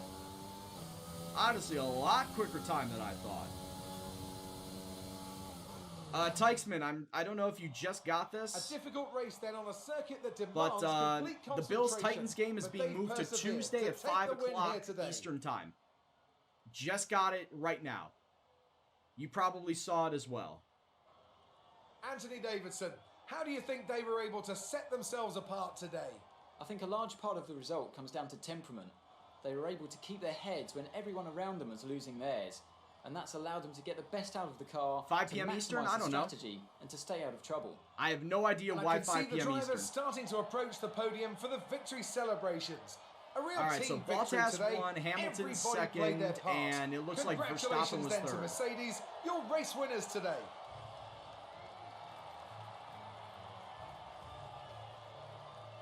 If it doesn't get canceled, you see, that's the thing. They moved it to Tuesday because of the COVID, because the COVID outbreak that they just got. So that's why they moved it to Tuesday, so that if there was any sort of, false positives, they can still be able to get the game in on time.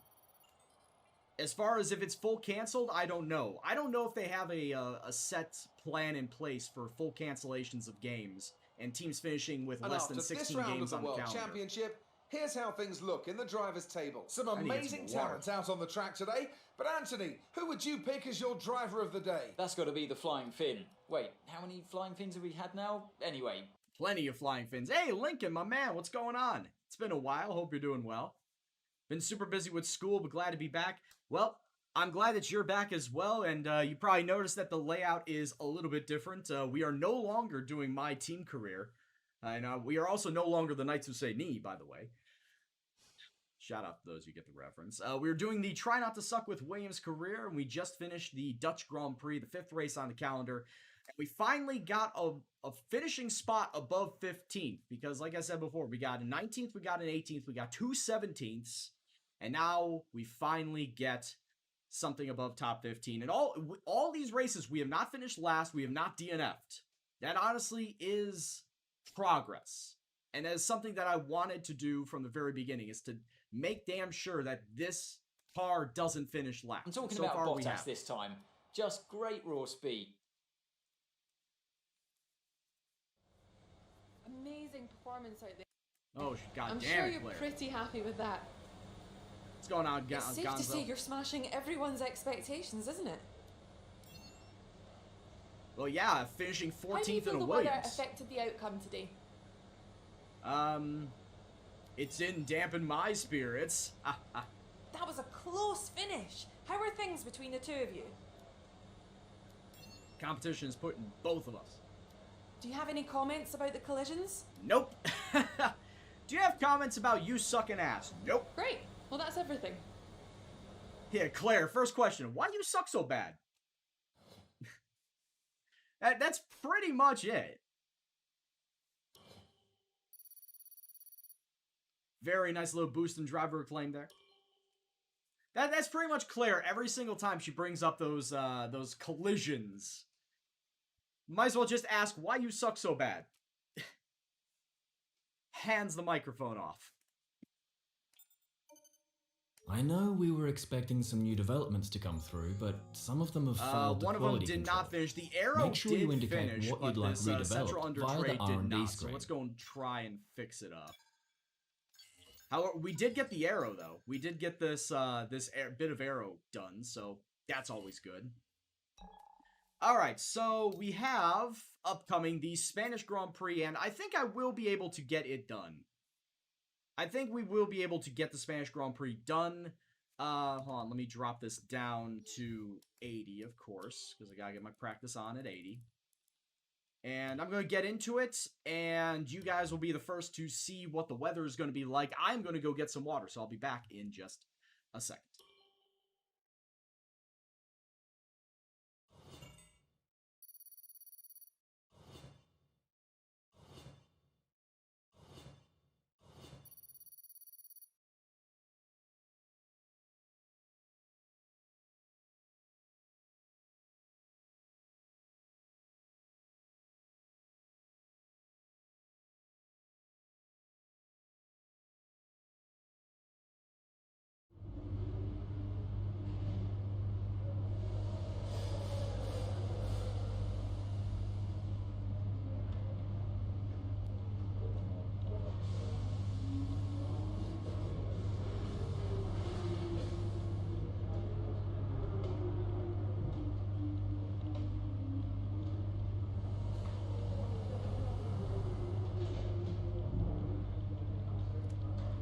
Also, it is such a nice night out.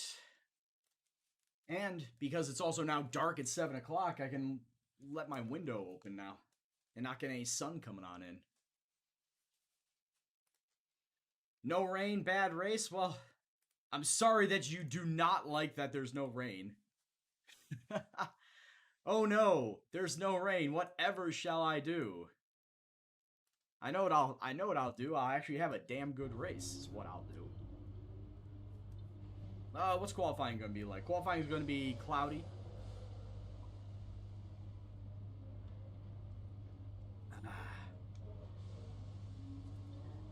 As far as the developmental updates, we are currently at par of 439. Not quite 440 yet.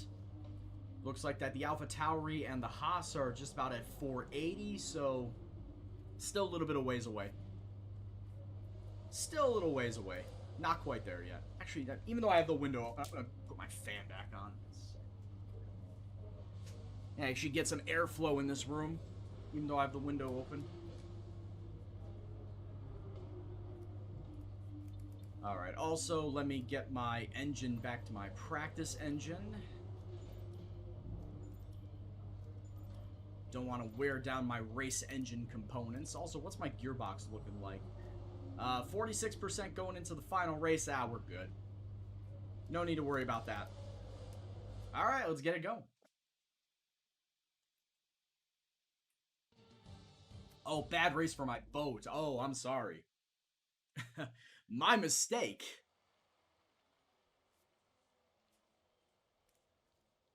I keep forgetting about my boat. Carl probably mentioned the new parts that have come in from the factory. Well, they're all fitted and good to go. I hope they do the trick. But with Williams, it's always just a growing... It's just with growing pains. Because Williams obviously is not a good car. It's all about growing pains with this to try and make it so that it works in the end. When Charlotte's in an hour and a half. So that's why I'm thinking I can get this race in before the Charlotte race.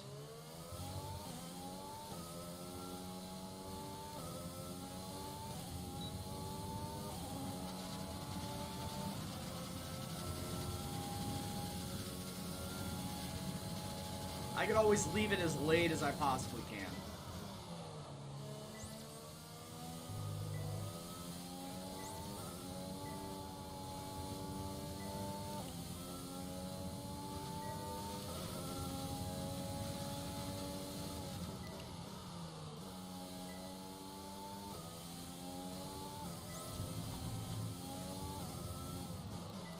Man, can we go back to the historic layout of this track? With no hairpin and no chicanes? I loved it when I was driving around that in iRacing. One of the races a couple of weeks ago was Formula Renault's at the historic circuit of Barcelona. So no hairpin coming up to start Sector 3. And no chicanes at the end of it. was glorious. I loved that layout of the track.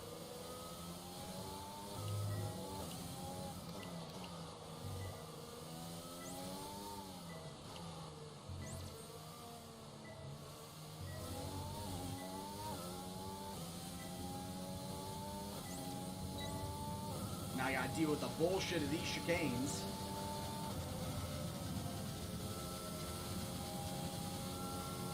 Okay, please do not give me play-by-play. I'm thankful for giving me updates on, like, scoring plays and whatnot, but please do not go play-by-play. I do not want an Al Michaels in this chat.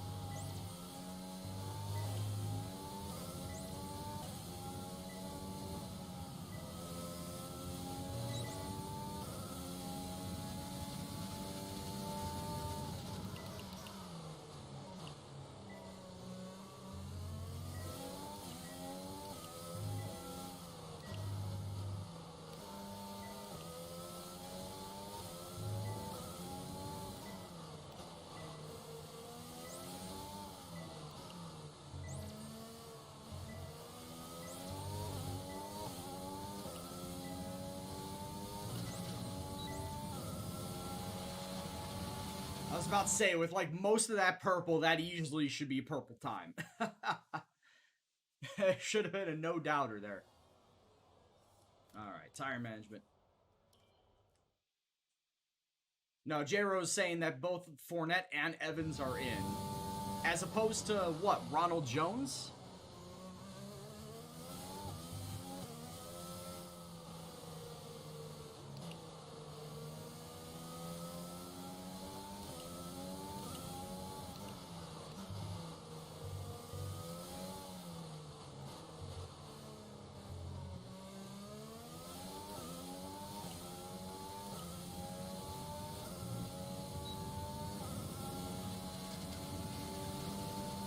$7 p.m. Okay, we're hearing conflicting reports because Delios, I saw that it was 5 o'clock Eastern on Tuesday. Now you're saying it's 7 o'clock Eastern on Tuesday.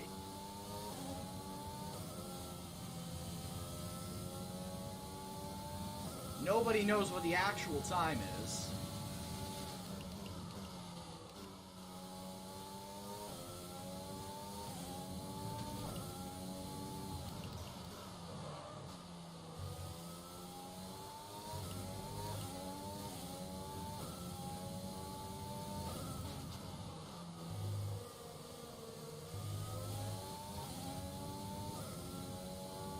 No, it said 5 p.m. Eastern. The little blurb that I got on my phone, it said 5 p.m. Eastern.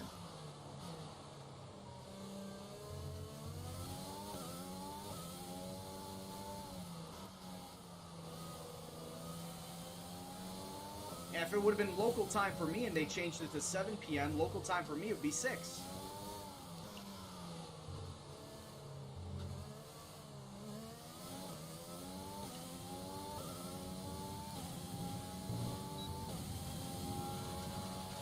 Program complete and a job well done. We got some excellent data without...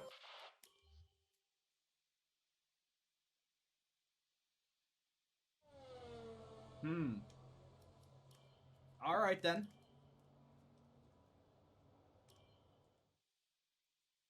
Then I guess the blurb that they tweeted out was wrong.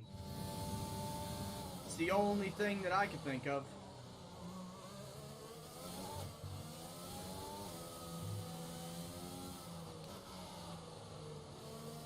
It's that they probably came out with the wrong matchup with the wrong time.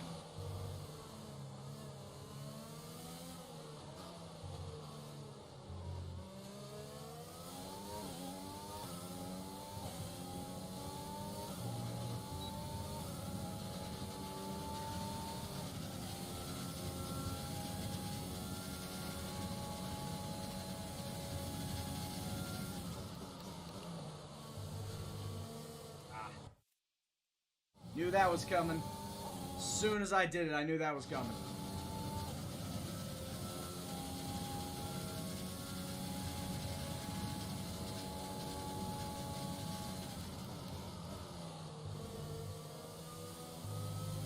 Oh, for fuck's sake. Now I can't get this when I'm going fast.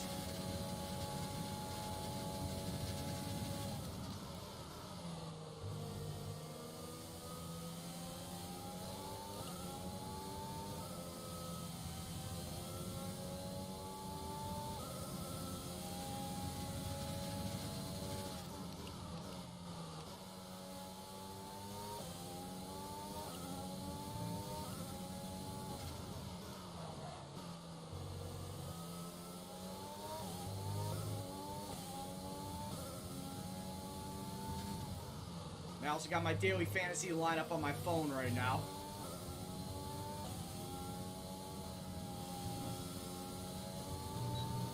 Taking a glance every time I can to see how my team is doing.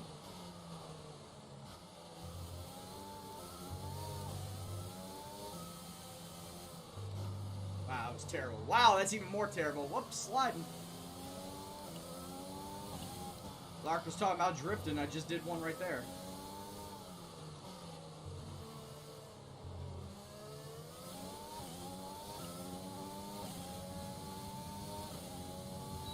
Jones is doing well. Well, it's a good thing that I put him in my daily fantasy lineup. That was a very good job.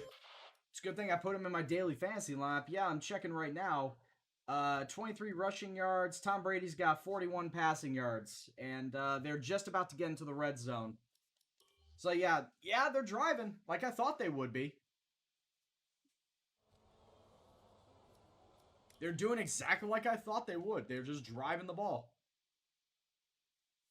Because the Bears ain't really doing all that great on defense. Yeah, that makes sense. It does make sense. Ricardo, GC, thank you very much for the follow, my man. Hope you're doing well.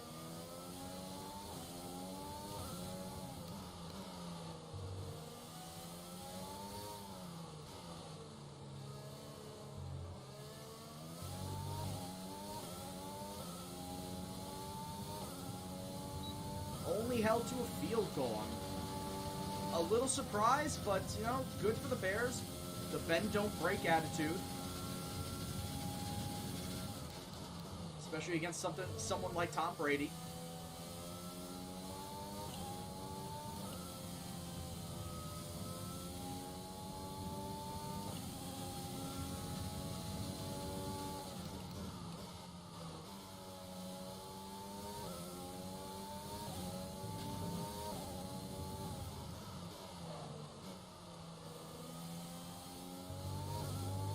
Broke a little too late there.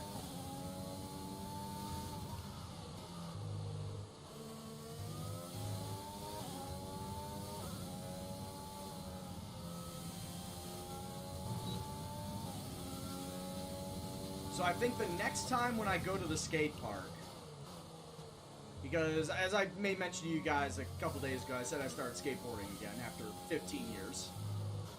Next time I go to the skate park, I think I'm actually going to bring my camera and not just a phone, because I can't really set my phone up all that great. I'm going to bring a camera and show proof that after 15 years, I can finally ollie a skateboard again. I just got it today.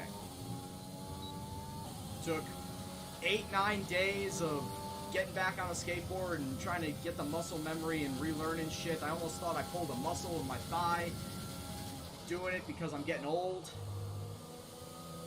Being old sucks.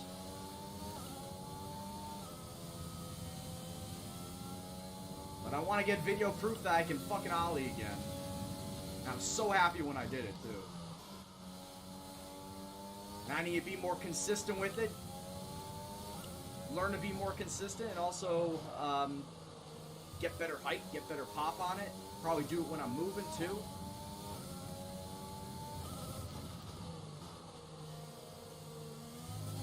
But yeah, first ollie in 15 years, man. I was stoked about it. Actually, there were a few kids at the skate park too. I was chatting up with them. They're pulling off shit like 360 flips, like actual moves, shove-its, kick flips, heel flips, 360 flips, all on flat ground. Nobody was touching the vert really. So I was telling him, I was like, yeah, I used to skateboard. I used to, you know, I wasn't that good. Like back in the day, I could ollie, kickflip, and shove it. That was it. I told him that I was, 15 years out trying to relearn how to ollie.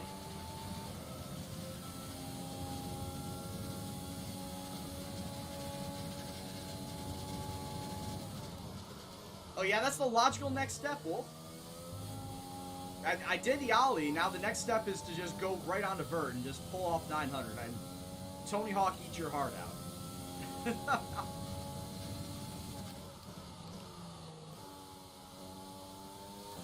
Actually, that's the one thing I never did when I was a kid because I admittedly was too chicken to do it.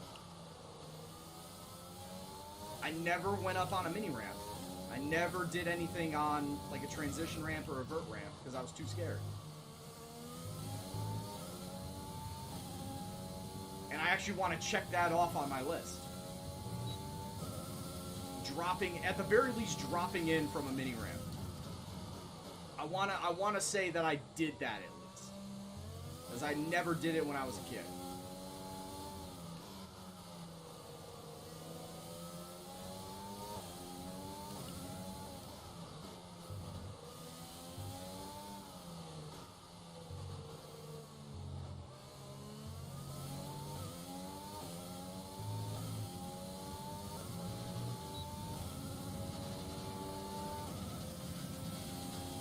Yeah, Tykesman, kickflip is definitely going to be on the list. Like I said, I want to relearn the tricks that I used to do. Ollie has been done. Now, kickflip and shove it are back on the list. Like I said, though, I still need to get more consistent with my ollies, and I need to get more height with the ollies. I think one of the kids that said that when they were watching it, I think he said I only got like 2 or 3 inches off the ground. Like, it wasn't high. It was definitely not a high ollie. So I want to keep working at it so I can get higher and higher ollies.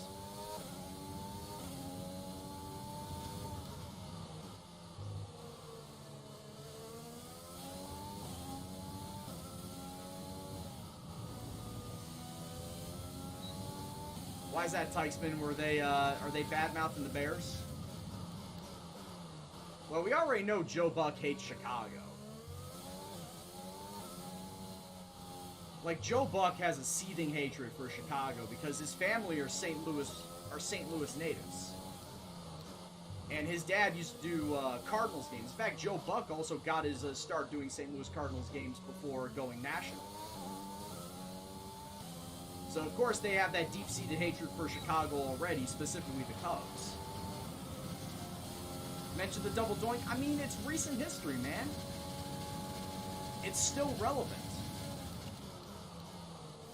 I mean, it sucks, yeah, you can get mad all you want, but it's recent history that has happened and is relevant. I know. Oh, believe me, I was in a bar with a whole bunch of other people watching it. And I really hoped beyond hope that Cody Parkey would have made it. Knowing his history of field goals.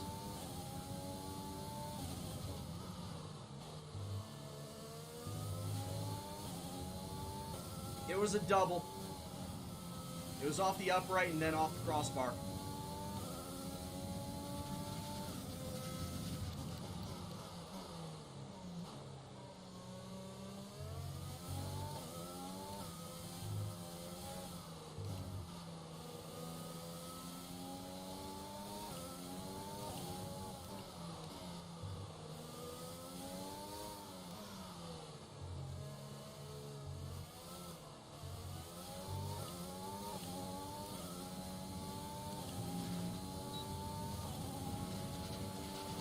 Now, when you say he missed Robinson, was he aiming at Robinson and he just flat missed the target? Did Robinson drop it?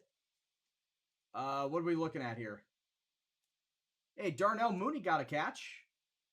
Darnell Mooney got a catch for 10 yards. He overthrew it.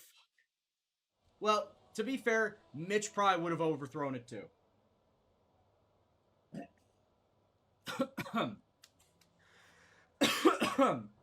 Oh, man. Almost went down the wrong tube. Jesus. Yeah, that makes sense. Maradona 200G. Thank you very much for the follow, my man. Hope you're doing well. Hope you enjoy the stream. Ooh, I almost got the Luchador. I almost got the Luchador logo. I think I might actually have that to remind as ourselves my of our top three, who are as my logo in multiplayer. It looks like a Luchador alien. Like the way it's set up, it looks like the fucking Luchador mask. You know, the double oval eyes, and then just one big old thing up here. It looks like it's a Luchador alien.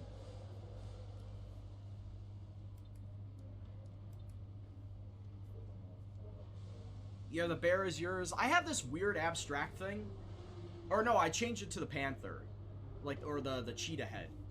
Because I just got that. It actually looks pretty cool. Alright. Engine swap.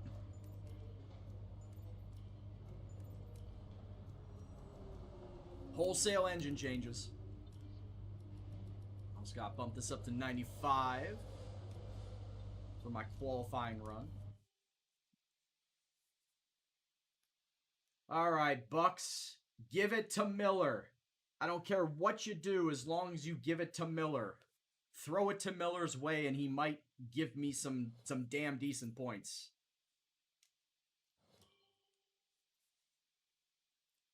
Because I captained Miller. This is what my fantasy team is right now. You guys can probably see it. I don't know. It's too bright. Damn it. If I turn the brightness down, can you guys see it now? You probably can. God damn it! Show! You piece of shit! There you go.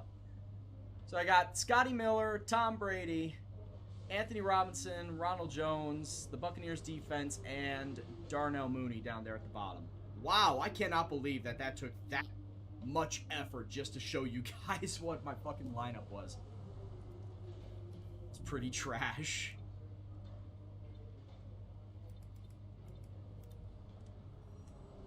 Alright, so I've got money. Let's go and build stuff out for my R&D tree. Let's build out more of my chassis. This chassis part, the roll dampers, will get done after the Monaco Grand Prix. Alright. Like I said, it's all got to get done. Yeah, I don't have anybody in my normal fantasy league tonight, Wolfgamer. I'm just running daily fantasy because I just figured why not. I had extra money on my DraftKings account, so I said fuck it. Let's just do it for tonight and see what we get. That's all. That's all that was. Alright, so let's get our qualifying laps done. I can almost guarantee you this time around I won't get out of Q1. I don't know how. I don't know how at all I got out of Q1 for the Dutch Grand Prix, but hey, it was lucky. I have Anthony Miller in one of my leagues. Not one of my pay leagues. Claire Williams, what are you doing here? Why are you still here? I have Anthony Miller in one of my fantasy leagues, but I don't use him. I am not using him this week. Like, Claire Williams coming down and trying to talk with me, like, you don't work here anymore.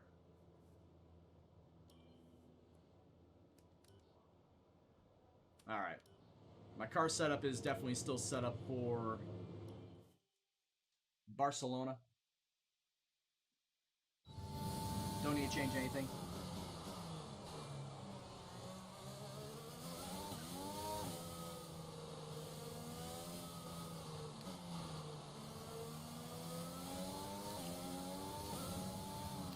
Man, he's not throwing it to Scotty Miller's way, man. It's really bumming me out.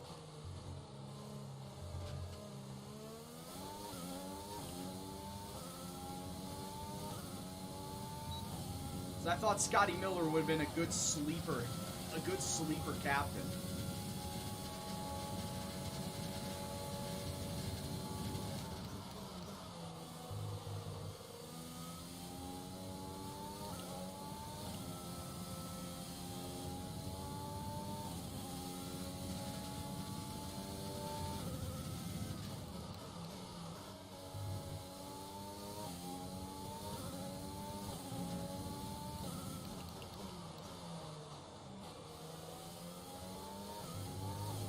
They punted, good indeed.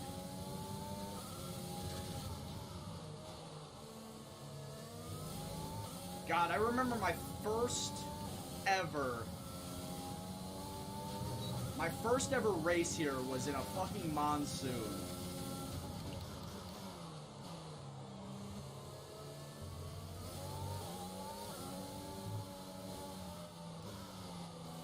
Back in 2019.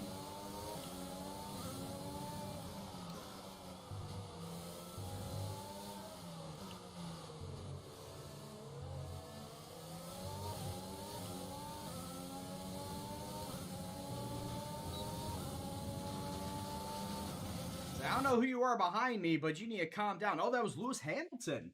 That was Lewis Hamilton behind me. I don't know who you are, but you better calm down. Wigging me out. Alright, let's get another one. Alright, what do we got time-wise? Brake check. Oh, yeah, that would have been funny.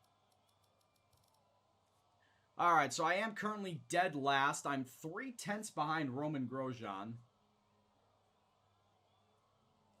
I need to get better than Grosjean in order to get those rivalry points.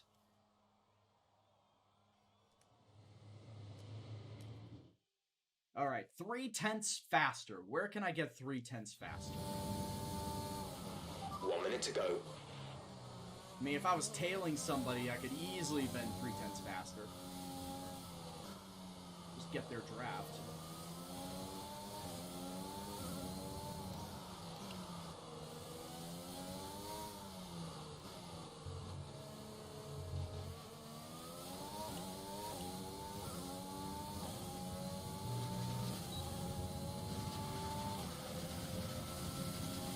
It needs more rain? No. Not at this 30 track. seconds left in the session. I hate rain at this track.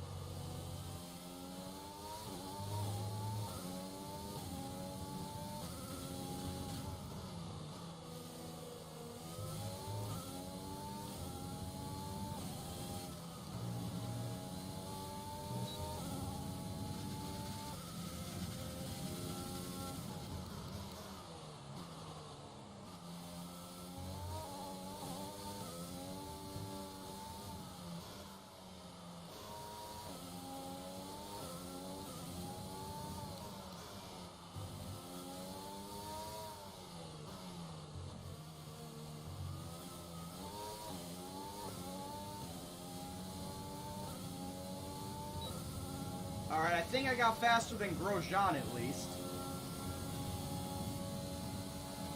18th! Alright, I'm not starting last.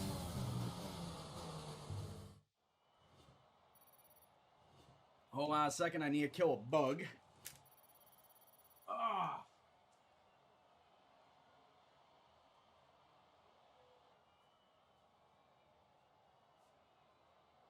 So, like, the one thing that I don't like living here is that I'm close enough to a forest and I get all these bugs that I gotta deal with. Did I get it?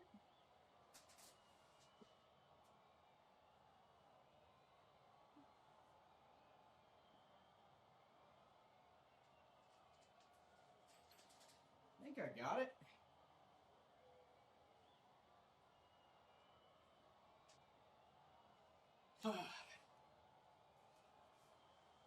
As I say, that's the one thing I gotta worry about is that I live close enough to a forest where I get loads and loads of bugs that love to infiltrate my place. Alright, so who did not make it aside from myself? Russell, Grosjean, Magnussen, and Giovinazzi.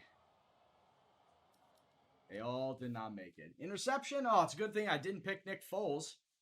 And here's the thing, that one guy that I was telling you about oh, he wanted to start Nick Foles over Drew Brees this week. Well, good fucking thing that I steered him away from that. Oh, wait, I don't even know if I steered him away from that now that I think about it.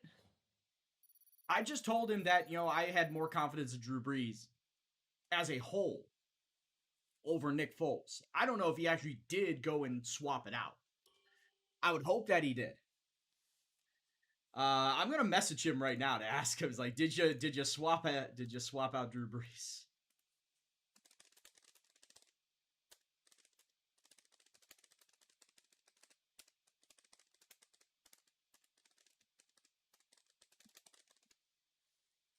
Yeah, did you swap out Foles for Brees? Foles just threw a pick.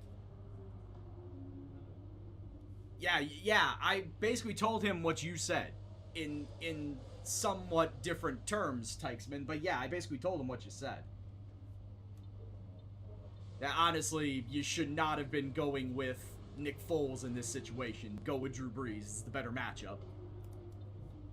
All right, 33 laps around Barcelona. Let's get to it. Let's get it.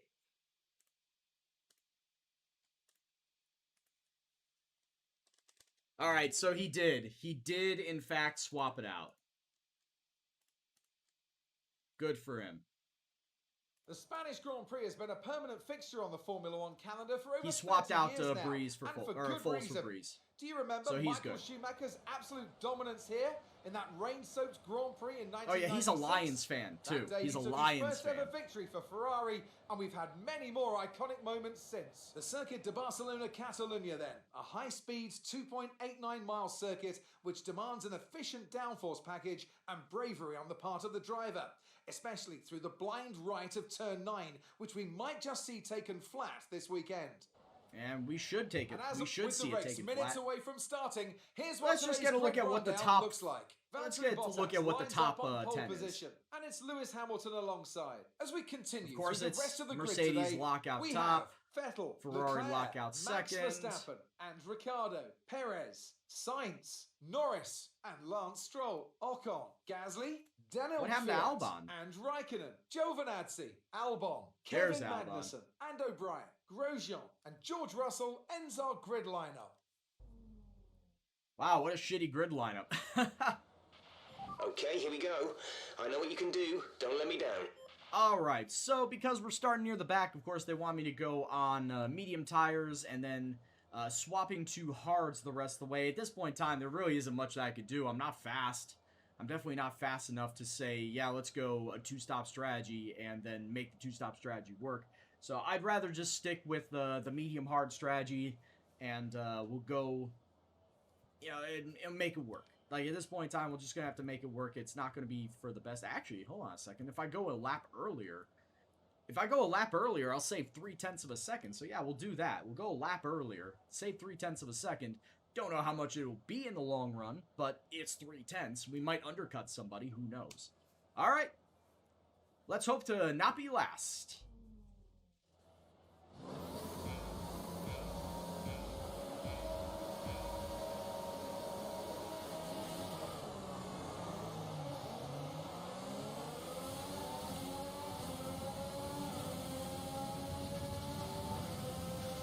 Oh, shit.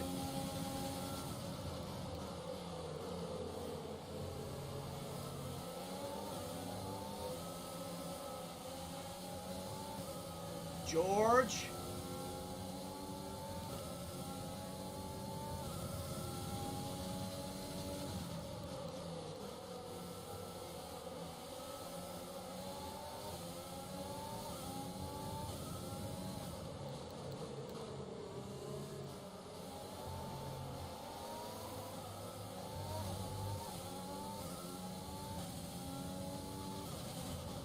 Everybody's all so bunched together.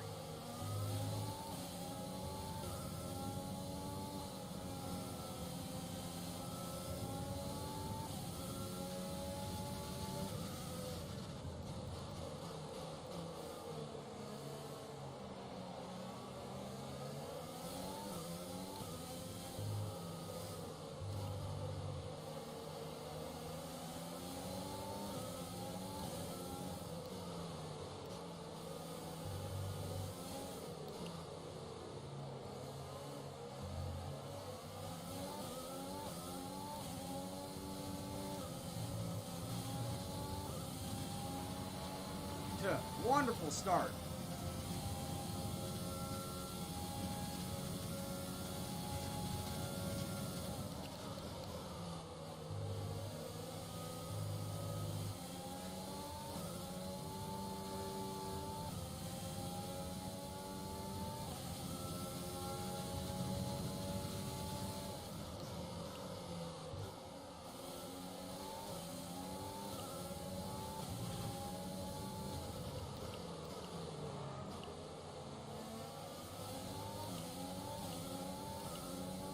Good thing Daily Fantasy does not record sacks on quarterbacks as negative points.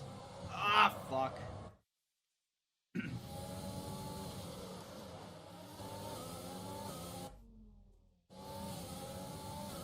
And I went so long without actually doing that at this corner.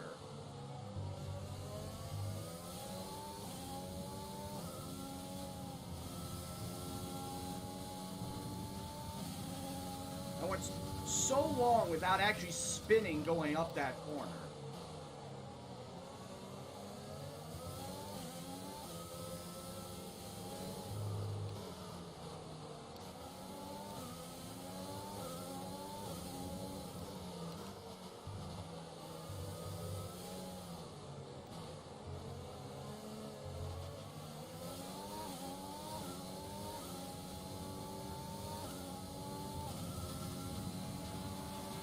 DRS will be enabled this lap. You can use it when within 1 second of the car ahead. Touchdown Jones, I'll take it if it is.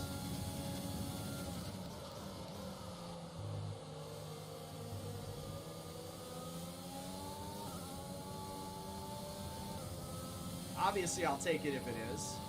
Yellow flag. Uh-oh. Someone's come off ahead of you. There's a yellow flag ahead. Somebody's dead. Ocon out of the race! Safety car. No overtaking. Reduce your pace. And holy shit, I almost clocked Russell when it happened.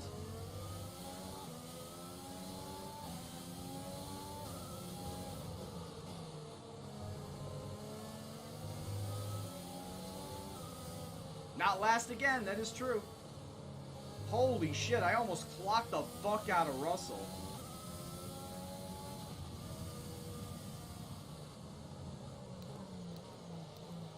It's not registering that Ron Jones got the touchdown. Are you sure about that?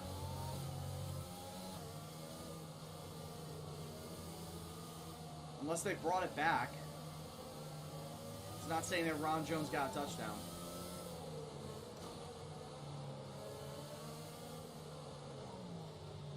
Oh, challenge.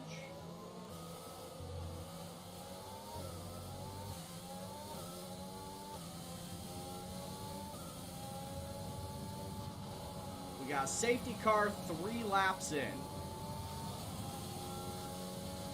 And a few drivers actually coming into pit for fresher mediums.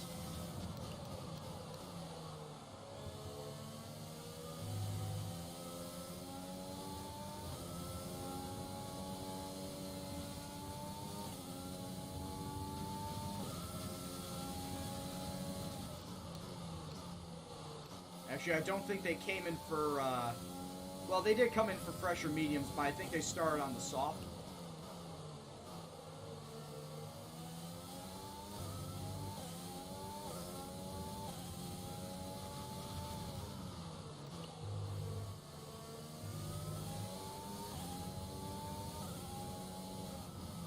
So they're sacrificing some early position just so they can get on fresh tires. Touchdown Evans, god damn it. Well, actually, it's a passing touchdown, so Tom Brady's going to get a piece of that.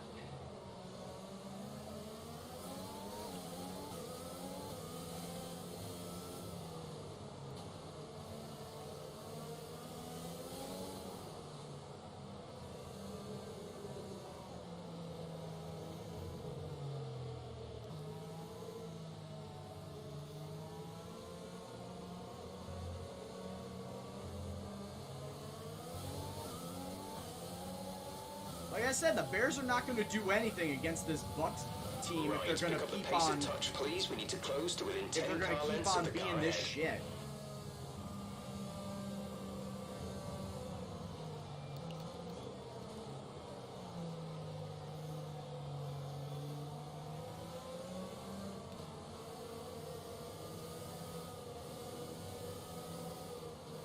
The Bears really are a mediocre team disguised as a 3-1 football team right now. As has been mentioned before by me, by others, this Bears team could easily be 0-4.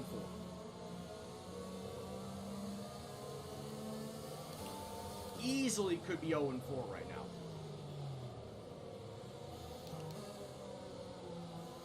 on the way to being 0-5. This is not a good Bears team. It's a very, very spotty Bears team.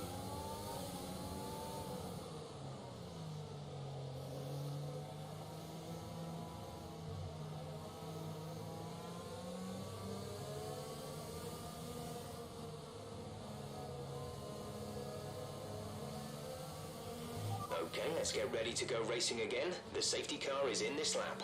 When the field accelerates, remember, there is no overtaking until the green flags. Safety car in this lap.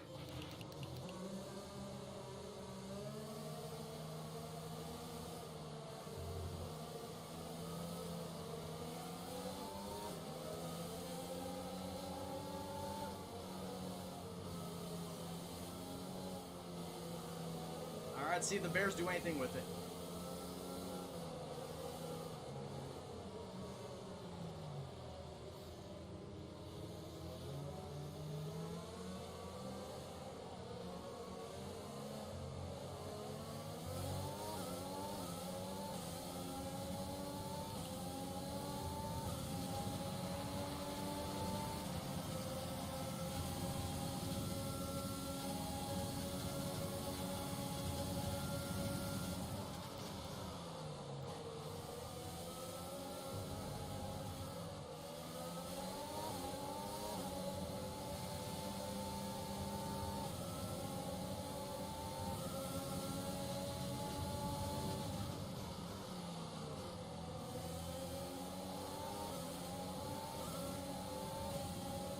God, this pack is shit.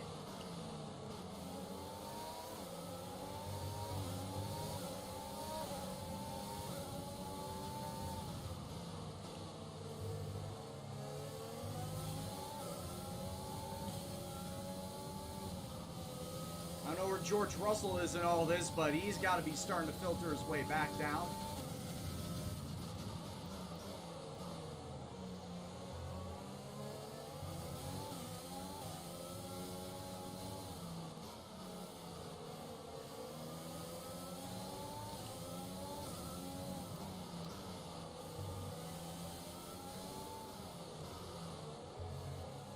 Forgot a space there, Wolf.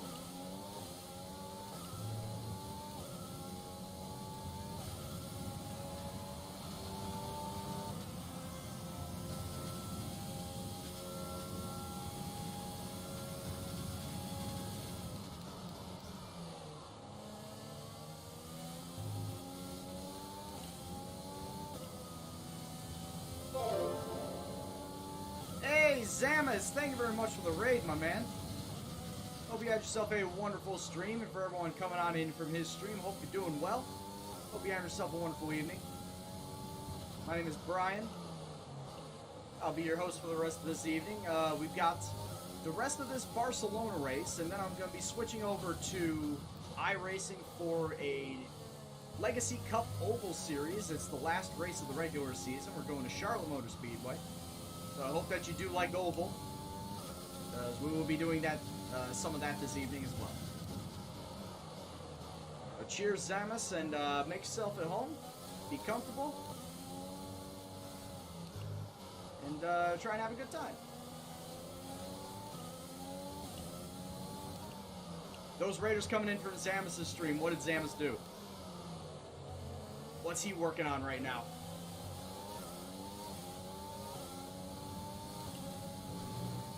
Me, as you can see by the title, I am trying not to suck with Williams. It is very hard to do. Check your MFD for a new strategy option. Okay, copy that. It is actually very hard to do, trying not to suck with Williams.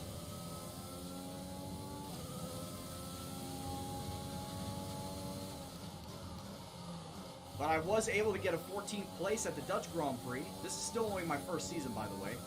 And we have not finished last in any race so far. And we continue on with that in this race at Barcelona because Esteban Ocon has decided to go and crash his car.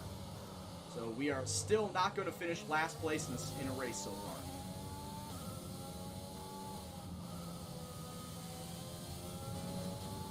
Did some open lobbies? Oh, okay. And a league race, very nice. Speaking of open lobbies, I did some open lobbies a week or two ago when I was still kind of futzing about in between my two career modes and preparing for the Petit Le Mans iRacing race, which ended up being a little annoying, a little disastrous as well. We made it to 9 hours of the 10 hours of the endurance race. But once we hit nighttime, that pretty much was the end of it because, well, nighttime racing in Road Atlanta when there's no lights, aside from your own headlight, made it very, very difficult for me. And ultimately, I damaged the car too much, so we could not finish the rest of the race. With 1 hour left to go. I was very, very disappointed in myself. We're at +1 lap of extra fuel. Fuel target +1.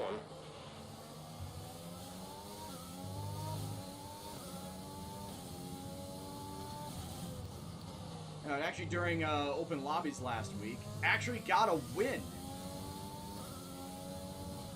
Like, and here I am. I know I'm not that great in an online setting, but I actually managed to get a win against 6 other drivers.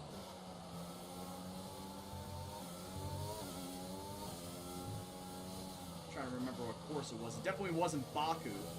I had a lot of trouble at Baku. Had more than my fair share of trouble there.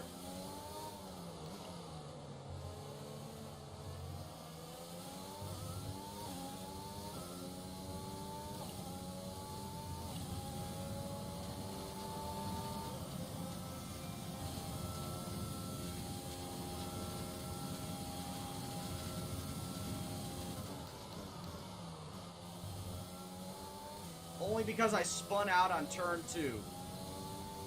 She would not have beaten me had I not spun out on turn 2. On lap 1, turn 2. That is the only reason why she beat me.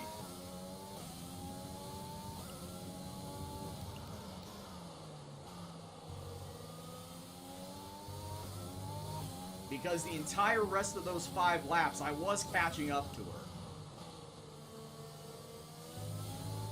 But the spin pretty much put me behind the 8 ball.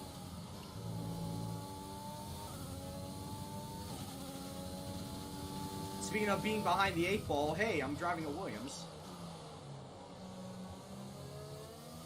Where you're behind the 8 ball every single race.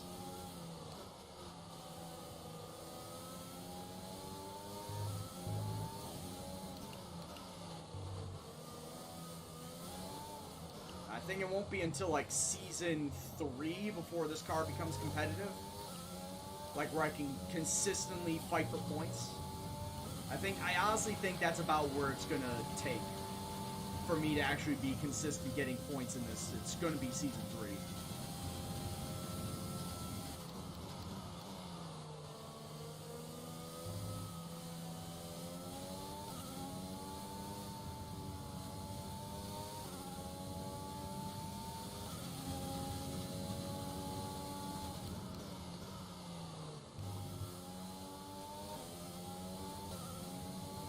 Nah, but Yoda, how's everything been, my man? Shit. Yeah, late breaking's not helping me at all. This is level 95, Rob. And if you ever want to know what my AI difficulty is, type in !diff, D-I-F-F. If you want to know what assists I run, !assists, plural.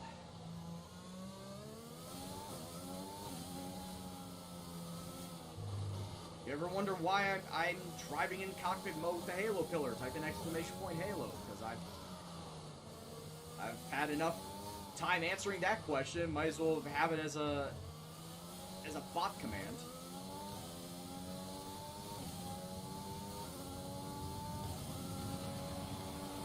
We're approaching the pit window. You'll be on the hards.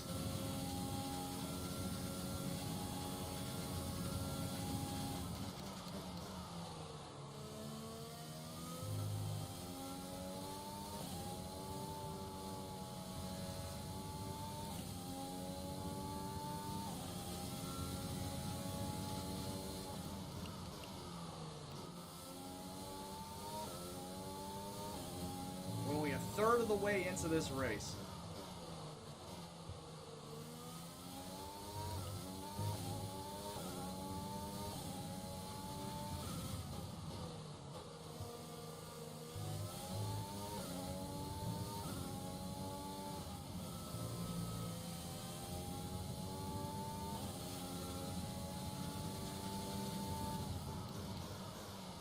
Man, where is Russell that he's not back by me?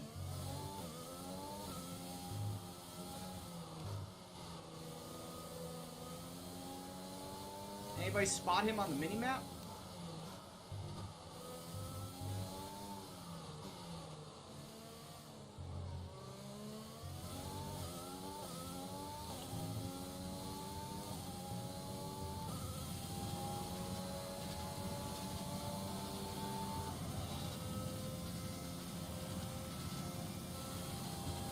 Of Sainz's teammate, which would be Lando Norris.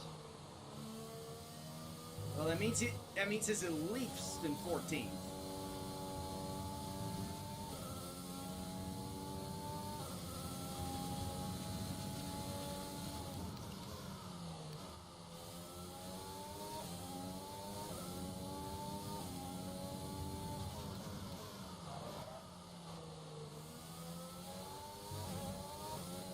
I wonder if this is what Buckeye Gamer felt like when he was running his Williams career.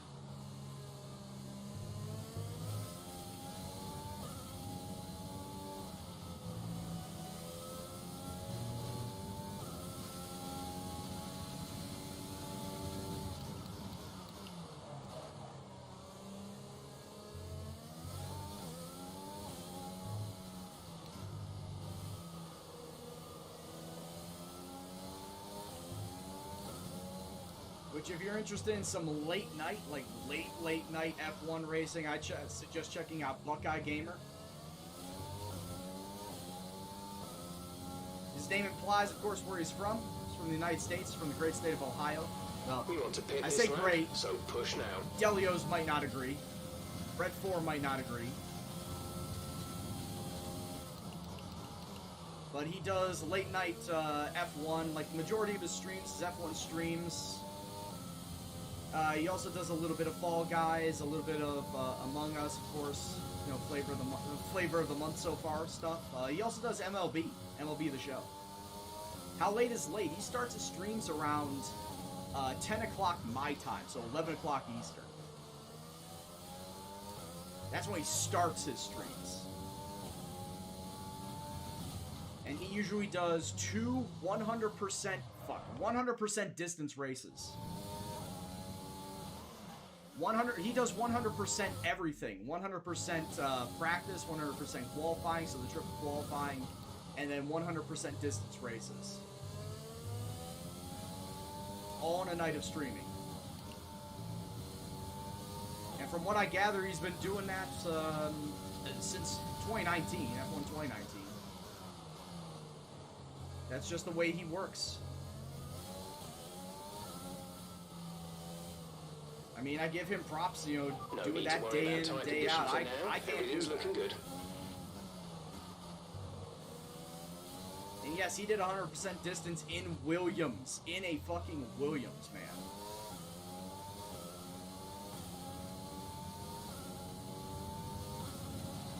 Just to show you how crazy he is.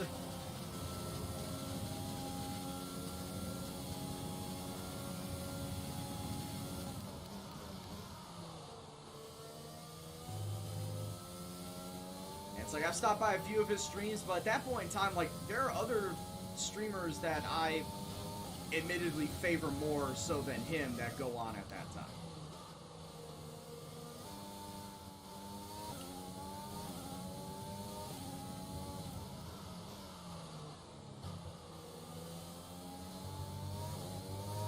But I'm just recommending him to you if you want to get, of course, your F1 fix late night. Confirmed. We'll receive you at the end of this lap.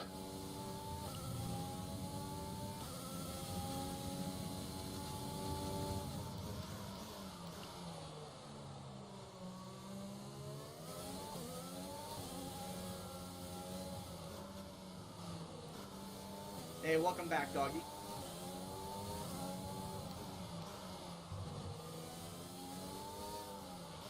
George is in the pits. George in the pits. Of course he is. Of course he came in the pits the same time I wanted to come into the pits.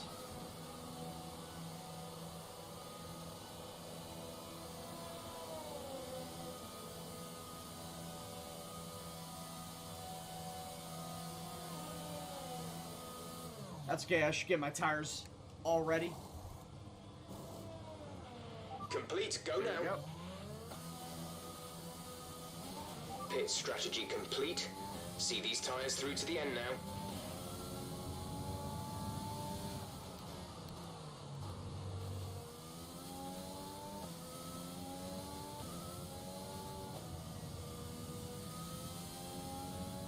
Yeah, well, blame Williams, man. Don't ask me why, I don't have the answer.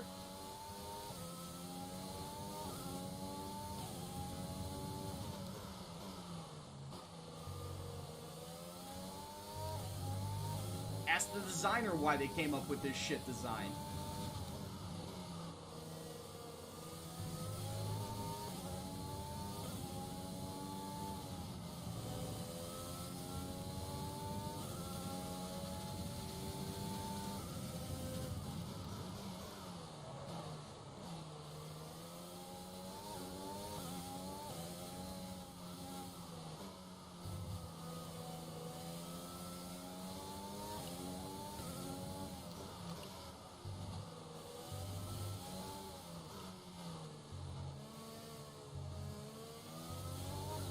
Yeah, that's the better question. Ask them why they can't get a car that utilizes the Mercedes engine power.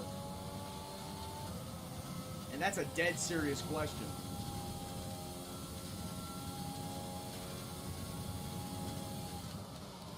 They have a Mercedes engine, one of the most powerful engines in the real world F1 right now. And they can't get any sort of power out of it because the rest of the car built around it is trash. It has some of the worst aerodynamics. It is not fundamentally sound weight-wise and weight distributioning-wise.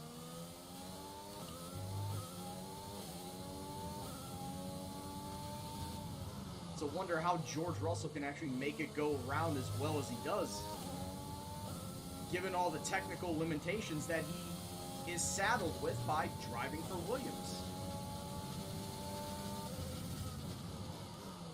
2021 regulations don't mean a damn thing because everything gets carried over from 2020. Nothing will change in 21. Everything will get carried over.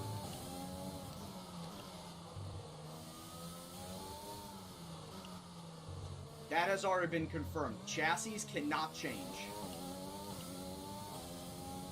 So everything that Williams wanted to do on their chassis to make it, better, they can't do this year.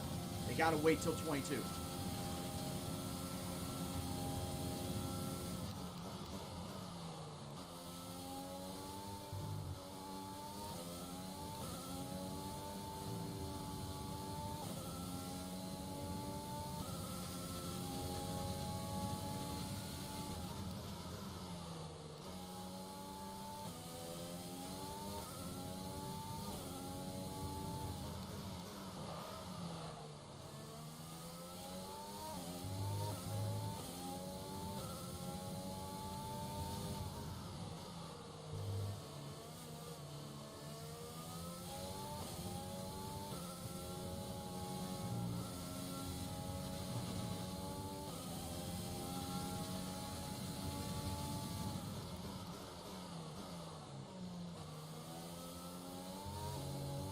Now we're back to the car being a boat. God damn, my throat's all scratchy now.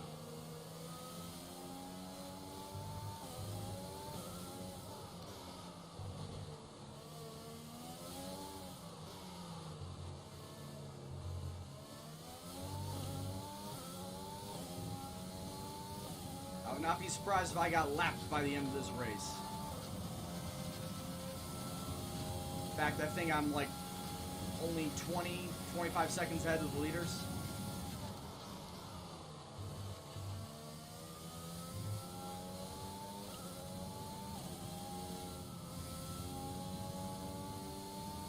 fact I'm lapping so much slower than them. They'll catch me by the end of the race.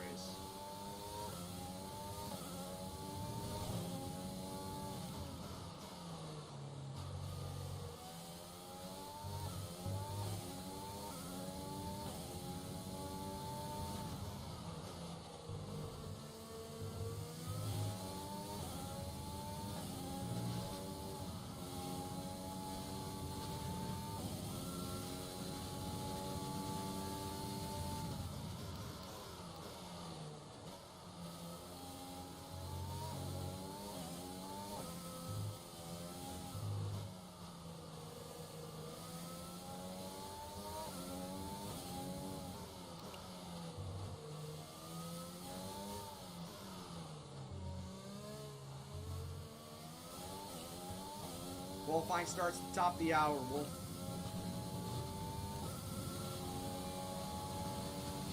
Practice starts in 10 minutes, but I'm not going to take practice. I'll get in as late as I can. Like I said, that's the whole reason why I was like debating over doing this second one. Because I had a feeling I can get the second one in.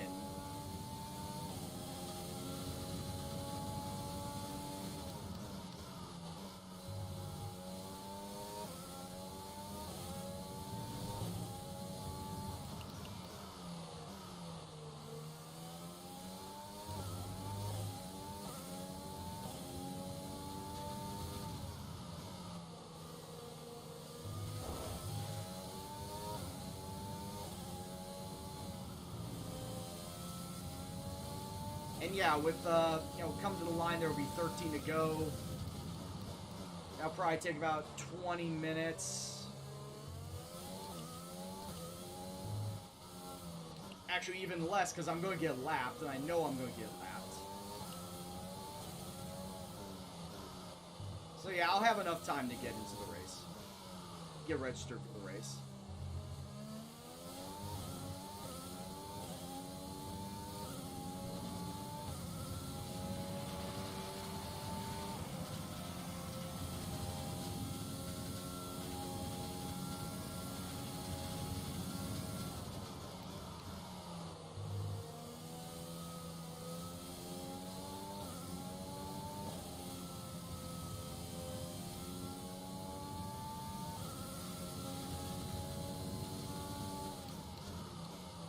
What about Silverstone is hard for you? What specifically about it is hard for you?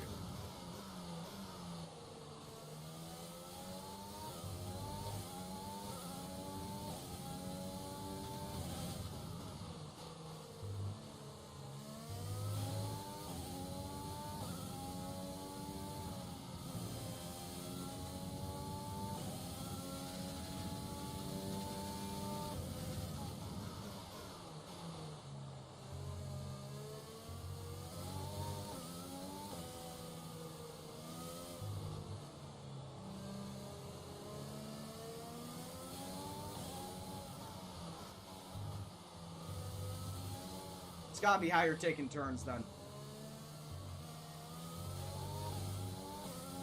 Because you have that whole carousel section. Brooklyn's left field Woodcott, that whole section leading down to Cops, and then Maggots and Beckett's. Maggots and Beckett's you can also find yourself being slow through if you just don't find the right line through there. It's gotta be higher taking the turns. That's probably the one thing why you're being slow in that track. You gotta find the right line, the fast line through those turns.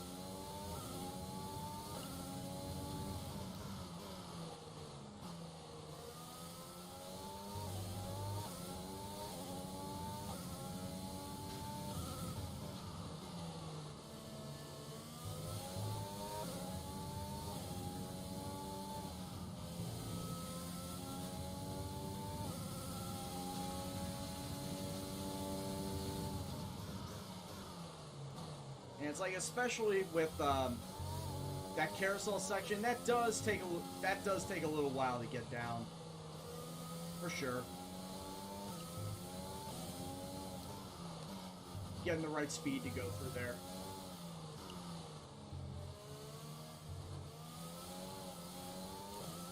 getting down to the right speed just to make that Brooklyn's left-hander. And then the slow carousel of left field, accelerating slowly out of that.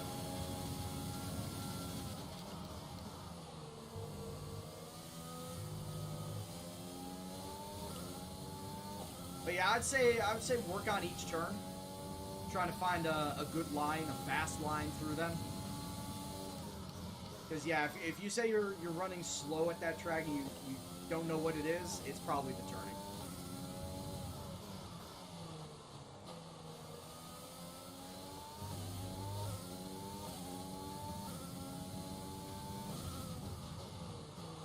Honestly, season, I wouldn't have it any other way. In fact, in the iRacing race that I'm going to be getting to at the top of the hour, iRacing is a racing simulator where you only drive in cockpit mode.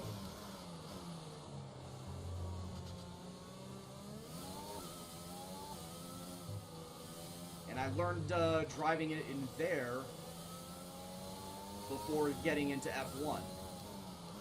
I've only gotten into the F1 games back in April. I'm relatively new at these. But I've always been adamant about driving in cockpit mode, especially since I got a wheel and pedal setup. Like, why would I drive in any other mode? Any other mode, I'd be driving with a control. If I have a wheel and pedal setup, I'd rather do cockpit mode.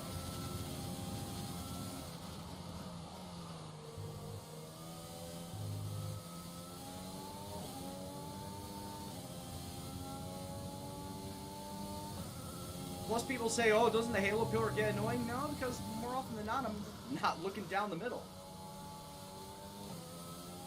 The pillar only takes up like 3% of your view. Mix 2, fuel to mix 2. Shit, I didn't even realize I was left on Rich. But no, like the halo pillar only takes up like 3% of your view, and 90% of the time I feel I'm looking to the left or to the right to see where my turn is, where the opponents are around me.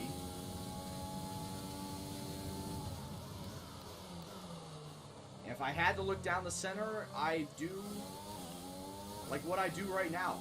You know, technically your nose is in your field of vision, but you look past it to make it invisible. I look at a point past where the halo pillar is so that it doesn't affect me, to make it appear invisible. Totally forgot I was on Ridgefield.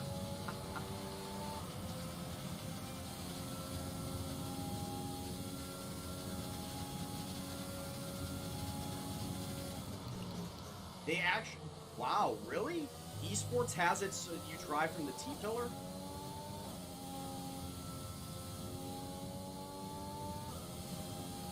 Now that I think about it, it's not so far-fetched. They want to have the esports drivers drive from the T-pillar so that you can see their point of view and their, you know, the whole track that they're looking at easier compared to cockpit view. That's why they do it. So it's easier for the viewing audience to watch along. Whether it actually helps the drivers is debatable, but it's more so for a viewing audience type of decision as to why they have it in T-pillar view.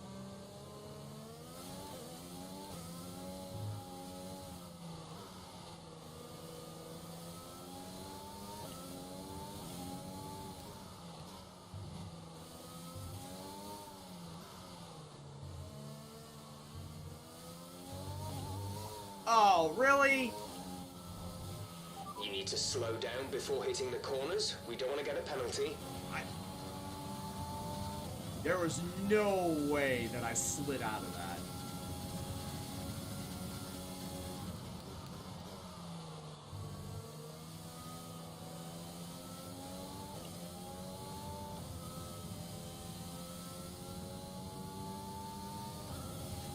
I would have fully accepted the time penalty if I got it, because I saved the fuck out of that one. And I thought I was accelerating perfectly coming out of that corner, too. But then the back end was like, nope, and decided to slide out of me.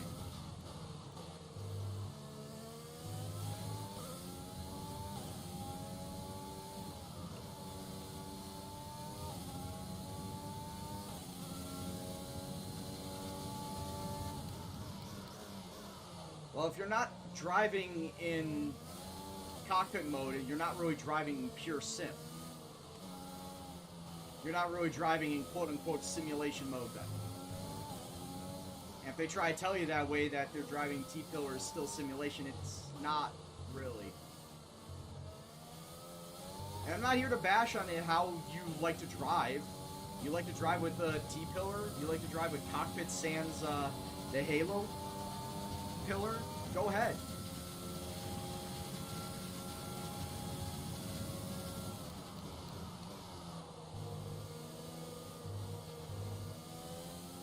I'm trying to drive with as much realism as I possibly can by driving cockpit mode with the Halo pillar on.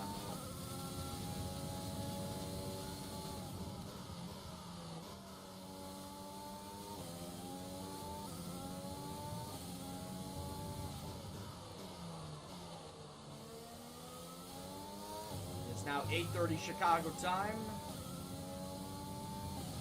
Practice for the iRacing League has just opened up. Blue flag.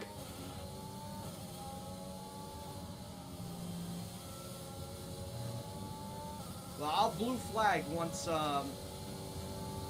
Hamilton gets by me.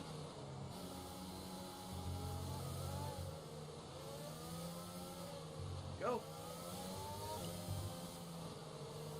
Oh, it was Bottas. That wasn't Hamilton, that was Bottas.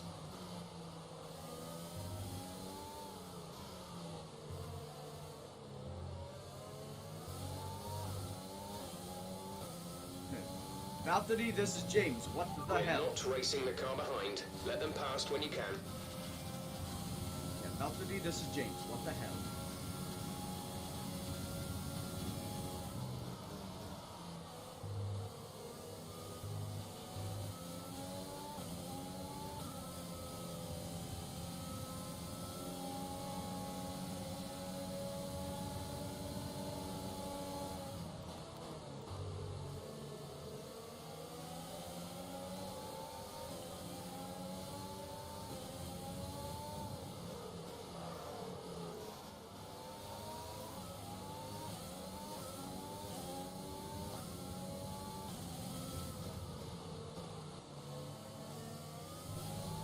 Sorry, I'm not like you, Tykesman, because I would have 5 laps of fuel remaining. I would have flashed back and it would have been undone, so it didn't even matter if I would have hit him or not. Blue flag, blue flag.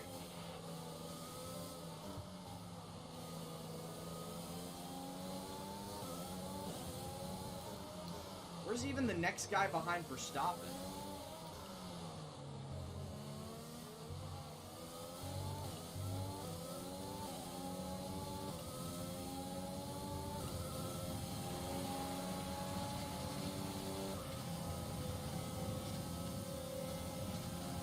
Yeah, there's nobody for fucking miles behind Verstappen.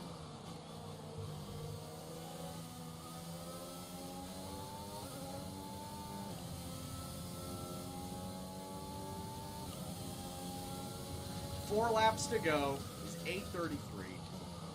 Yeah, that makes sense. Season, thank you very much for the follow, my man. Hope you're doing well. Hope you are enjoying yourself.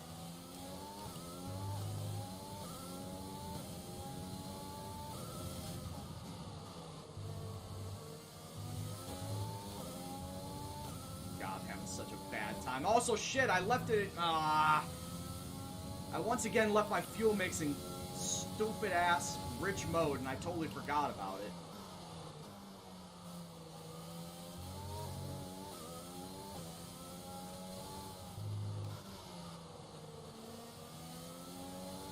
I'm now losing all my driving ability.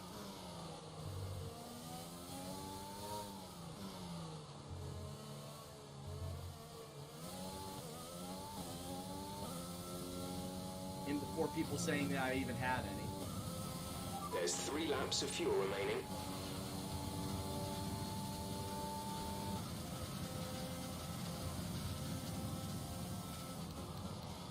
Funnily enough, there's only 3 laps left to go in this race.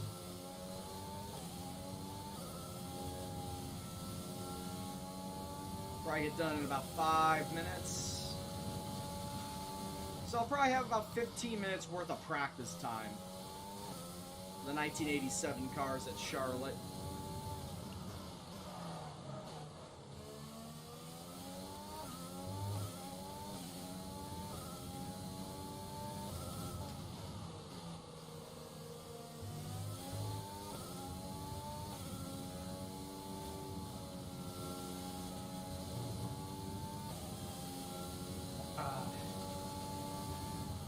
So we're back to being an annoying time here at the Williams. Well, like I said, 6 races in a row, 6 races where we have not finished in last place. That is a something. That is something I am happy about. You've been awarded a time penalty. I really don't care about the time penalty at this point. I really don't.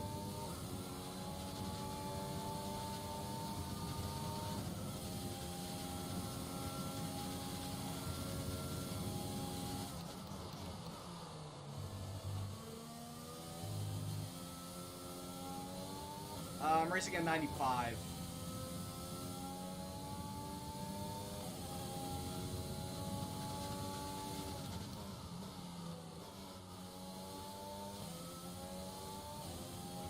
Be aware, we expect the grip levels to start falling away soon. I actually did try a race at 110 and it didn't really go all that great. This was the final race that I did back in F1 2019. And I pretty much had the driver's title wrapped up with McLaren. And figured, let's just do a 100, or not a 100%, a 110 AI race just for shits and giggles. And I finished in last place, like 15 seconds behind Williams. Maybe even more, I can't remember. All I know is I finished in last place. And anybody that can drive at 110 is a fucking robot. I don't know how you do it. That seems unreal that you can drive at 110. When physical limitations should state that you shouldn't be able to beat anybody at 110. Lowest AI difficulty is 0. Goes from 0 to 110.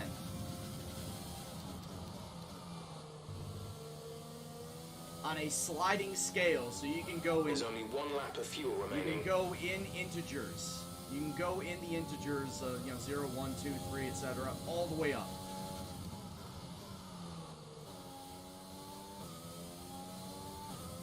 And I am on final lap.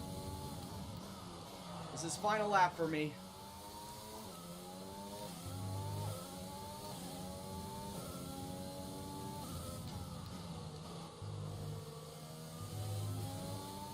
Oh yeah, it's not really that hard when you have a good car. Like I did when I was in my team career. By the end of 2nd season, start of the 3rd season, my car was OP. My car was the best car on the grid, and I was driving a 94 difficulty, and I did not finish lower than 5th the entire season.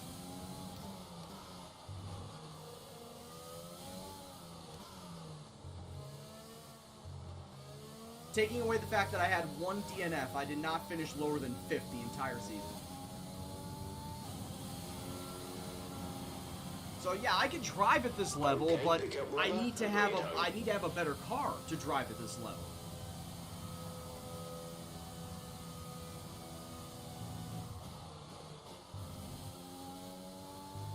Roman Grosjean got driver of the day. Boo! The Mercedes team pulled out a fantastic performance today. They should be proud. Boo earns. Tell me, Ant, how do you think they were able to deliver such an... So after a magnificent Don't wanna race, hear we it. can now see the drivers making their way to the podium. Bottas, Once again, it's the Charles, Silver and Arrows Lewis who Hamilton take are your spot. top 3. A well-earned victory for Mercedes. Yeah, good for you. I don't want to hear it. Hey, we did get the Lucha Martian mask by the end of the stream. We did, in fact, get the Lucha Martian emblem. I might be, like I said, I'm pretty much going to be rocking that as my Let's see how the multiplayer drivers' emblem. standings have changed. Where Valtteri the fuck Bottas did passes George his rival finish? to take over the lead of the Drivers' Championship. Let's Wow, George really dropped off. You said he was up here around like 13th, 14th? Man, he really dropped off towards the end of the race. That sucks. That really sucks, man. Focus on the driver of the day. Anthony Davis. Would have liked to have seen him up there, like closer. At least him getting a top 15 finish would have been great. Goddamn Roman Grosjean. I hate you. Be my rival and all, I hate you. Alright, so that concludes the F1 portion of the race today, of the racing today. Hold on, let's, before we get into the Monaco Grand Prix, I want to see if, any of these actually get, built out. Okay, the central under tray did. And the suspension arms did. Hey, we actually got all of our shit built out. Ready for the next race weekend. We actually got all of our shit built out. You love to see it. You really do. How much is it going to take to build these next ones out? $12.50 for aero. And, well, also $12.50 for chassis. Okay, so I can't build anything out at this point in time. And I'm not going to be building out anything durability-wise or engine-wise. It is strictly going to be aero and chassis going forward. Because as you can clearly see, the aero and the chassis need to be built out much better than what we've got to make the engine that we have actually live up to its name, Mercedes, on it. So that is why I'm not going to build out much anything else.